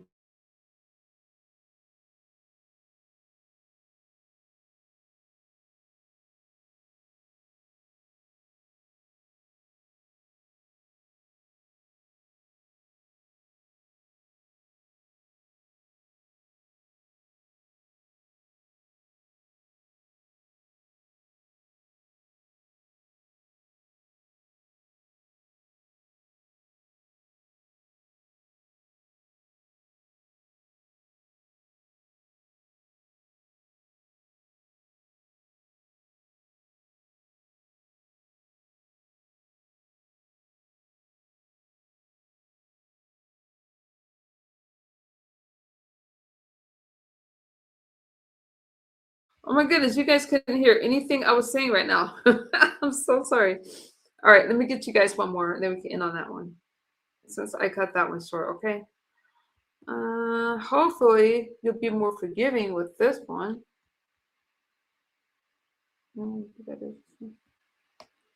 I'm sorry, you guys. Are we still friends? Don't be mad at me. Sorry. Next time, tell me sooner. You don't like the clip, I'll change it. I promise. There you go. General Joseph Votel, former CENTCOM We'll end commander, on this one. now Middle East Institute distinguished senior fellow. General, it's great to have you on the show. I want to put the headlines up on I'll the wash my screen. These hair. are from three outlets, not exactly, fan favorites of the president and vice versa. better? The New York Times, U.S. intel shows Iran retains substantial missile capabilities. The Washington Post, U.S. intel says I Iran can love Zero. outlast Trump's Hormuz blockade for You months. pretend, And then you don't have to NBC pretend writes with me. You Iran guys don't is like the clip, just tell accelerating me. efforts I'll to change it. dig out missiles and I have munitions. loads. Are you concerned about the possible modicum of truth in there about them with the drones and the ballistic missiles kind of resurgence? Thanks, Trace. It's good to be with you. Yeah, I think I am concerned. I think everybody should be concerned about First, about highlights Iran for and what you guys their before I intentions play are for with you guys this. to And know. well, I think it's very clear that that United States Central Command did a significant damage to Iran's military capabilities. There are likely some residual capabilities that weren't struck, that were stockpiled in other places, and those are being used now, I think, to reconstitute some of their capability.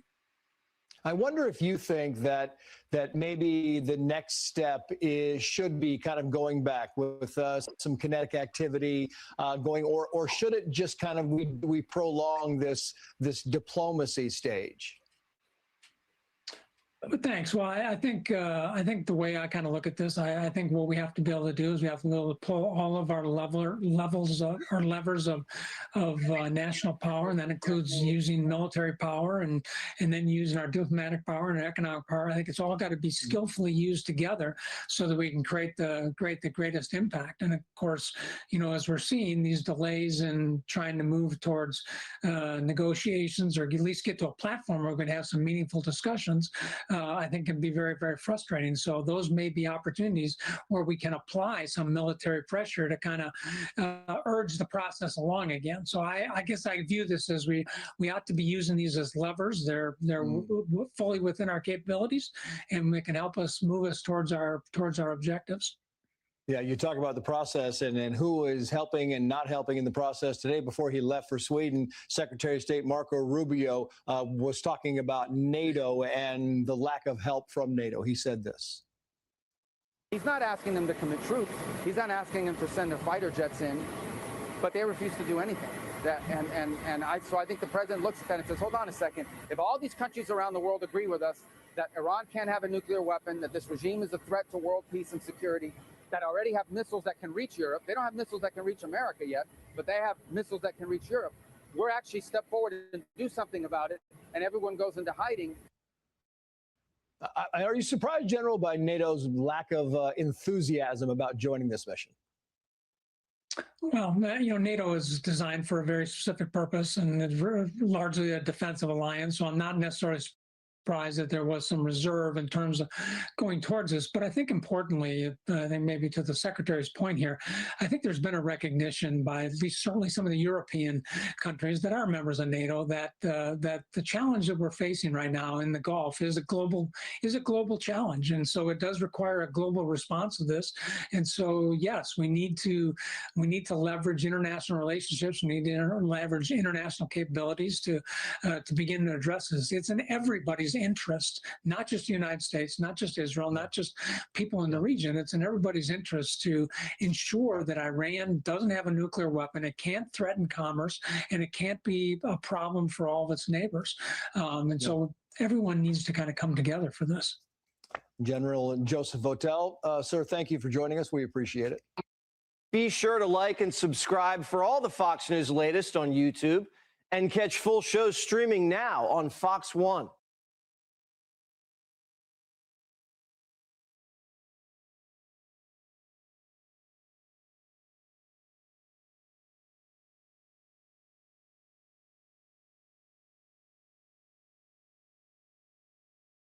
you guys aren't too mad at me. Yeah, that was a lot of, yeah, Doc, I don't know. Usually he's better than that, but I'll have to edit that out, but I don't know if it's going to get done today. Thank you guys for hanging out with me. I'm praying for our country. I'm praying for all of you. That was a lot. Sorry if anybody got offended by that stream, but I don't try to offend you guys. I wanted to react to the highlights with you, and you didn't like it. Other than that, I will see you guys later. And you zoomies, no. Stop knowing it's mad at you. Okay, Zero. Anyways, I'll talk to you guys later. Take care. Feel free to leave me a comment under my community post if you want me to talk about something. You got a comment about the stream, I do respond to my comments. Other than that, you guys, tell me an email. Okay. Good night, Stewie girl. Have an amazing day, Damage. Doc, you rock. Your birthdays will get better. Okay, my brain is tired. I love you guys. I'll talk to you later. Bye.